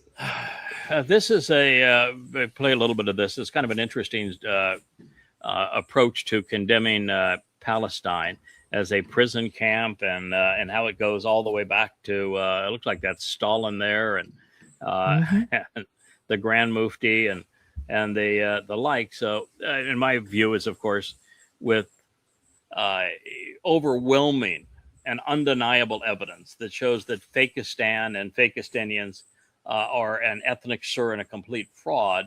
Why would you go to this extent to take something that is this unique as an approach? I don't understand it, but anyway, it's worth a couple of minutes of just listening. There is no such thing as Palestine, not because I say it, but because no one can prove it ever physically existed. It has no coinage, no capital, no classical literature, architecture, religion, or ethnic foundation. Its only reason to exist is to oppose the existence of Israel. It is a Schrodinger's paradox, an idea that only exists when seen and vanishes when challenged, a diplomatic fiction that became currency. The people of Gaza, Ramallah, Jenin, and Nablus are a manufactured population. Their ancestors were not conquered by Israelis, but placed there by Arab and British regimes. Their origins are Syrian, Egyptian, Bedouin, Circassian, Sudanese, Kurdish, and Balkan, brought in by Ottoman and British import drives for labor and militia recruitment. Many were criminals, exiles, or undesirables expelled by Arab states, just like the Baha'i prophet was exiled in 1868 to Akko in Judea by Qajar, Iran, to what was then the most deprived corner of the Ottoman Empire. As at that time, Akko was known as a disease-ridden prison city. Okay. After 1948, that's Egypt and Jordan... That's anecdotal, doesn't prove anything. So my point was, the first part is true, but she doesn't actually offer the proof. And it's easy to offer the proof, and she ought to just stayed there. But then she wants to, it's a prison camp, and she goes into anecdotal evidence, and anecdotal evidence has no value.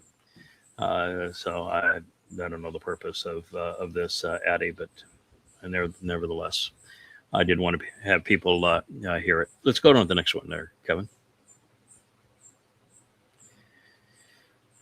So this is another anecdotal thing on Islam.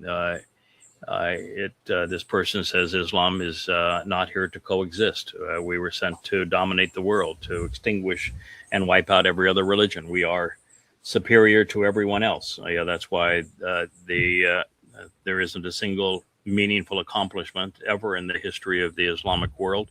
There's not a single decent university there. They don't make anything there. And it's the shithole of the world, which is why there's so many refugees that are trying to leave the Islamic world. So that is what this person is saying. And again, it's anecdotal. The far better approach, Alexander Duncan, is if you want to present anecdotal evidence like this, then back it up. You can go to yada.com, to Goddamn Religion, and my preference would be that you read the whole book, all 5 of them, 4,200 pages of evidence from the Quran and Hadith, so it's undeniable. And then once you know it, wield that information wisely. But if you're just a lazy and you're just a dumb TikToker, then take the other approach, and that is go to the last volume and look up under fighting, jihad, war, terror, any one of these topics. And I've got thousands of quotes from the Quran and Hadith that you can present as evidence to validate your point.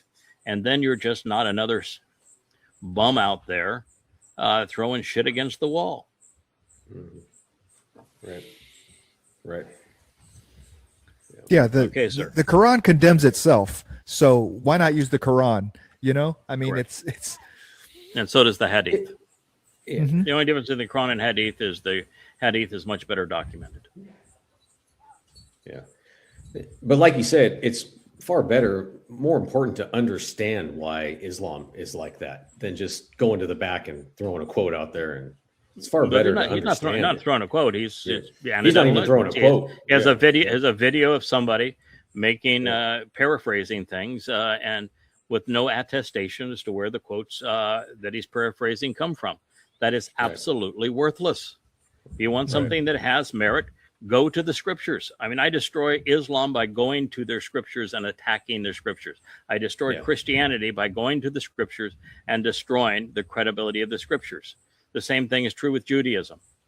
If you can say that I don't like a Jew, that's meaningless. If you can say that there was a Muslim that said nasty things, that's meaningless. That's not rational. It's not helpful. It's just antagonizes people. Stop it. Yeah. Start using your brain, please. Yeah. Okay, sir, what do we have next? This is the statement by Qatar. It's worth seeing. You're going to have to. Well, actually, it has a translator, so you can listen to the woman say it. She is actually going to say that the only solution is returning to the memorandum of understanding. It's going to praise the situation, the negotiations between Iran and Oman to open the Strait of Hormuz back up under, obviously, their toll system, but that the war has to end, and it's got to end on the basis of the memorandum of understanding, which he's very clear to say that was broken, and obviously he knows who broke it. So this is Qatar absolutely eviscerating Donald Trump in the United States. And with agreeing with the MOU, saying that the United States needs to get out of the Middle East. Yes, they need to leave. That is correct. That is correct. So we're U.S. is screwed on. Has not only lost the war against the eastern side of the Persian Gulf, it has now lost the war against the western side of the Persian Gulf, against both Sunnis and Shia. We watching? Yes. I want you to listen. First of all, regarding how to describe the region, let me confirm a few points. First, the ongoing efforts is focusing on de-escalation and ending the war. Now we are talking about an escalation that took place recently that included what happened regarding the violation of the ceasefire and the tensions at the Strait of Hormuz, the closure of the Strait, etc. So we are focusing on this issue and making sure we go back to what has been mentioned in the MOU and going back to the negotiations efforts. These are ongoing efforts, as I said, but we are still waiting to reach an agreement between Sultanate of Oman and Iran regarding the Strait of Hormuz. And this, as I said, will help us to go back to negotiations. However, we need to confirm as well that the conflict as we see it now, or the crisis, represents a threat for everyone. And we are not here implementing in a normal way what has been mentioned in the MOU. We are not implementing the roadmap as of now. However, as far as we're concerned, we continue to implement or exert efforts, and we believe that the only way to move forward is a ceasefire, the opening of the Strait of Hormuz, and going back to normal or freedom of navigation, and going back to the negotiations. The only way to go forward is the MOU. 300 billion upfront to the Iranians, 325 more for the repatriation of the stolen assets. United States evacuates the Middle East and there's no more petrodollar. Israel is checkmated and cannot defend itself and cannot engage in any conflict, and is totally and completely left out and betrayed. Can't even engage in Gaza or Lebanon or any place else in the world. And then the Strait of Hormuz, according to the MOU, is controlled entirely by Iran. All they have to do is negotiate with Oman, but nevertheless, the Strait is controlled entirely by Iran, and they can tax whatever they want. That is what that agreement said. And there is Qatar, one of Trump's absolute favorites. And he's telling the world that Trump violated the MOU, and he needs to get back to it. He needs to end this damn war, and the only solution is in the MOU, which is American surrender. Yeah. Surrender, and their buddies want to surrender too. Yeah, I don't think you can get more devastating than that. Yeah. And of course, you have UAE is sending emissaries to Tehran to negotiate a similar kind of an arrangement. And Saudi Arabia is all over BRICS at this point. It's over for the U.S. It's lost, and it crashed its own economy in the process. Countries are tired of getting missiles lobbed at them. I mean, they're just. Or America making promises that it bails out on, which is exactly what the prophets told Israel would happen regarding Rahab, Donald Trump. Says you're going to make concessions because he's going to make promises to defend you. When it comes time to defend you, he's going to do nothing. Yep. And that's exactly what happened with the Arab fiefdoms on the western side of the Persian Gulf. America abandoned those bases. Those bases got destroyed. They were completely wiped out. And then America lost the war and has no solution. It signed a surrender agreement and violated their own surrender agreement. And so now he's gotten. We'll have to at least go to the point we see his post of the day. I am going to impose the greatest financial war, economic warfare in the history of warfare. It'll be greater than any economic warfare that's ever been perpetrated. And we'll get those dastardly Iranians who haven't been willing to negotiate. Well, guess what? They negotiated. You agreed to their negotiation, and then you violated it. And this is, we're going to sanction those who do any business with Iran. You know who you are. Oh, by the way, the largest, well, let's see if we can find that one. The largest business dealings with Iran are with China and Russia, both of which are impervious to U.S. sanctions. I mean, at this point, Trump's going to go down as probably the instigator of one of the most horrible environmental disasters in the history of the world also. I mean, you're going to, all these ships that Iran is blowing up in the Strait of Hormuz. I mean, there must be oil slicks washing up now. I mean, this got to be horrible. Yeah, you're talking about an economic or an environmental disaster in a place that essentially has no life. Right. So, but yes, it is certainly an environmental disaster of what's going on there. But it is a place devoid of life. We've got Kevin trying to find our. I think that one next one right social there. Post? I think that's that one is it right there. Okay. So we'll have to bring up what Trump wrote so we can see it. It's the lower part of it. Yeah, there it is. Yep. Hard for me to read at this point, but that's as big as I guess it's going to get. So it begins by. Is that better? Oh, there we go. Okay. So this is the Trump social post, and it is a verifiable post. This is a copy of it, but I was able to verify he actually wrote these words and posted them. Or Natalie did. No one has given the Islamic Republic of Iran greater opportunity to take a deal than me. Now it's no longer make a deal. I think that's take a deal. Well, maybe it's make. It's make. Okay, make a deal. Okay, make a deal. Well, let's begin there then, Mr. Me. They have offered you two. They offered you actually 3 agreements. Before you bombed them, they offered to surrender all of their enriched uranium, and you bombed them the next day. That was pretty stupid. Then you made a big fuss of how you've agreed to terms. Everything has been worked out. It's all based on the 10-point plan, and we've agreed to all of it. And then we did an entire show of what was in that 10-point plan was complete surrender. They go over to finalize those meaningless little details, and of course, they recognize they can't agree with any of this. It's abject surrender.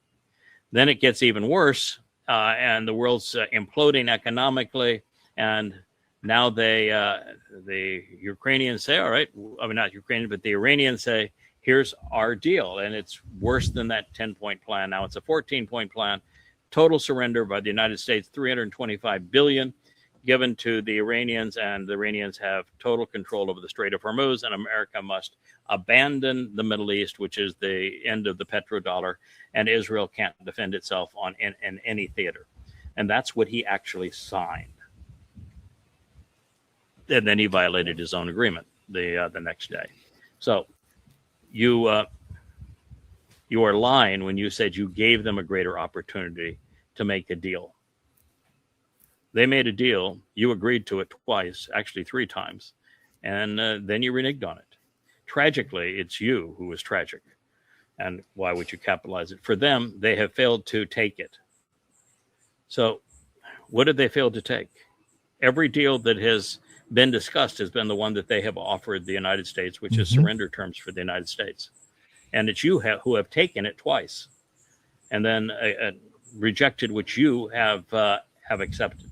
Therefore, today I am announcing, this is all in caps again. The head tweet, it must be the Capital Girl. Most crushing economic operation ever taken against any country. So this is a crushing economic operation. By the way, if you're going to have a crushing economic operation, who are the victims? The people, the people that live in that economy, not yes. citizens of that, not the leaders. Right, the citizens of that country. So you're going to try to crush economically the citizens of Iran. These were the same citizens you incited to rebel against your government and said that you're going to have their back. You just keep right on rebelling, and now you're telling them, "Boy, I'm going to crush you like you've never been crushed before." That's only Satan can make that kind of a statement and put it in all caps and put an exclamation point at the end of it.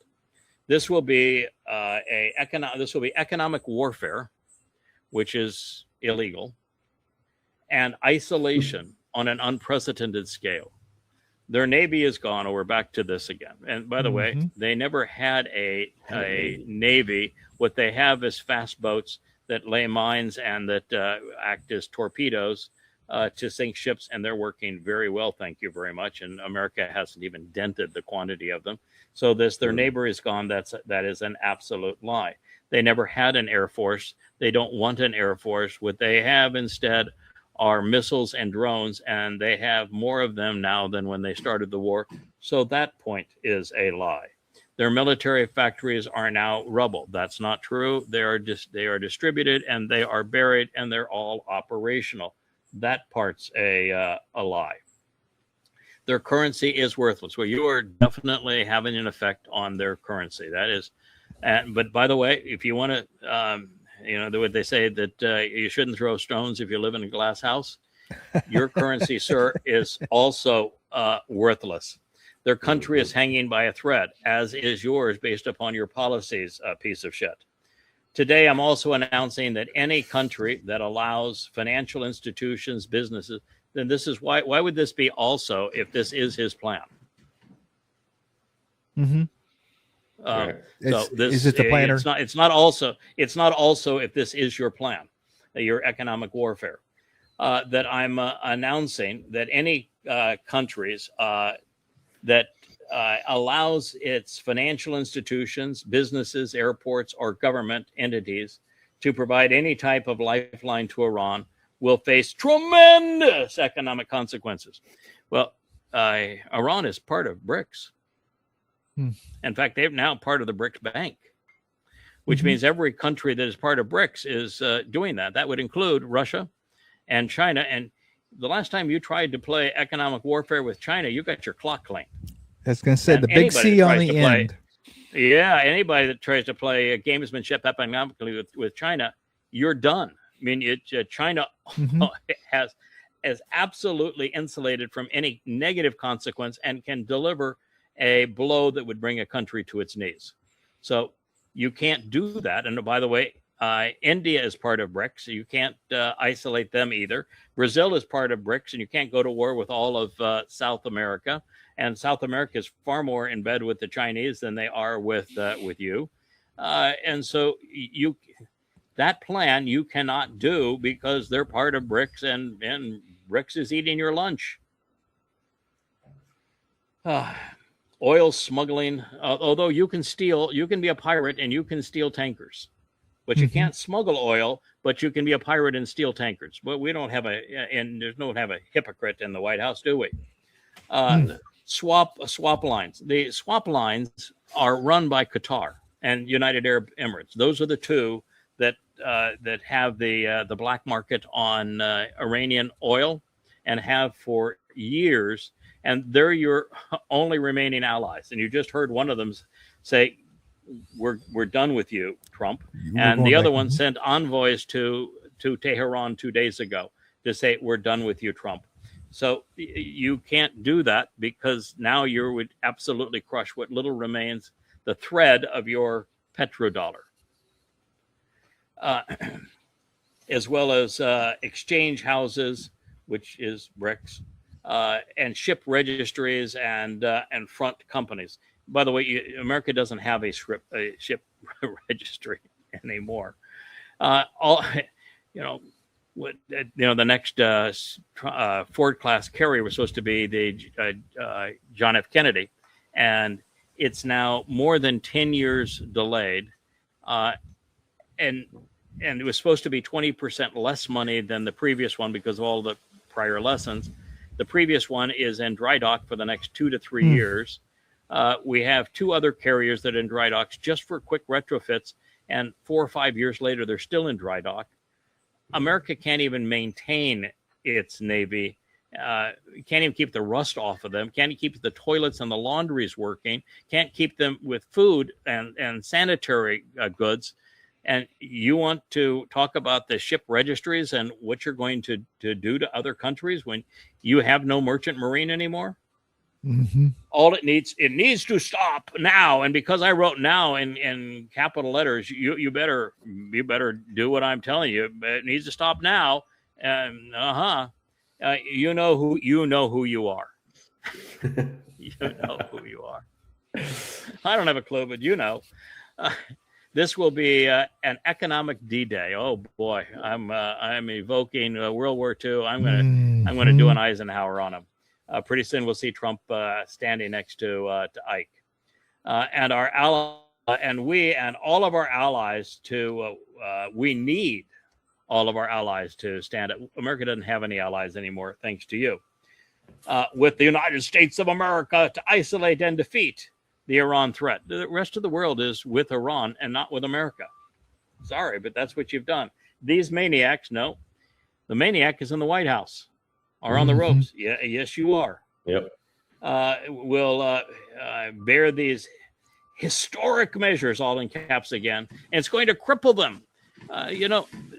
These measures are not against them, and you can't impose it on anybody else because you have no control over anybody else. And every time you've tried sanctions on them, including the Arab Sunni fiefdoms, you're shooting yourself in the foot. And their ability to project terror worldwide. Iran will never have a nuclear weapon. They didn't have a nuclear weapon. They're going to have one now, but they didn't have one in the past. Thank you for your attention in this matter. Now, in all caps, thank you to the head tweeter. President Donald J. Trump, my alpha and omega.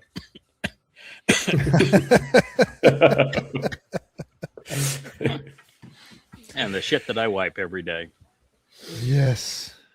Both hands. I'll leave you with that. If you think that is the voice of a sane man, if you think that's the voice of some who is not demonic, then you're probably a MAGA. Yeah. And I pity you. Yeah, you have to be. Yeah. You have to be. I'd pity you. You all right, my friends. Yeah, we're at 2 hours. No, it's always great to have you. I see you moved inside. You got a little hot, I guess, there outside there, or wherever you were. I had an awful sun reflecting on my face, and I couldn't take it anymore. So I moved over. Yeah. No, I saw that. I like the fact you're making the effort to be outside. It's you can see you go outside, your hair blows all I wish my hair blew. Yeah. Well, that's true. In your case, you wouldn't have that problem. No, I don't have that problem. Yeah. No, to beat the wind. But it's a good mustache you got going there anyway. I know. I've been curating this mustache for a while. So, how are you guys going on your program on the words, the letters, the grammar, the insights, the vocabulary, the lexicon of Hebrew? Yeah, it's going to be a great program. We're getting closer. As you know, Kirk is a little tied up at the moment, getting things sold. I've been busy, so Perry is is He's making great working progress. with us. Yeah, Perry's Yeah. making great Yeah, he's making progress. great And we're going to have progress. some great shows with Perry's research, and once we get lined up here, we're gonna nail it. Okay. So it's gonna be great. Yeah, I know. Yeah. Kirk's moving. He's moving into the Santa Rosa foothills. It's a really pretty place that he and Sylvia have acquired. Are you making any progress in the sale of your winery?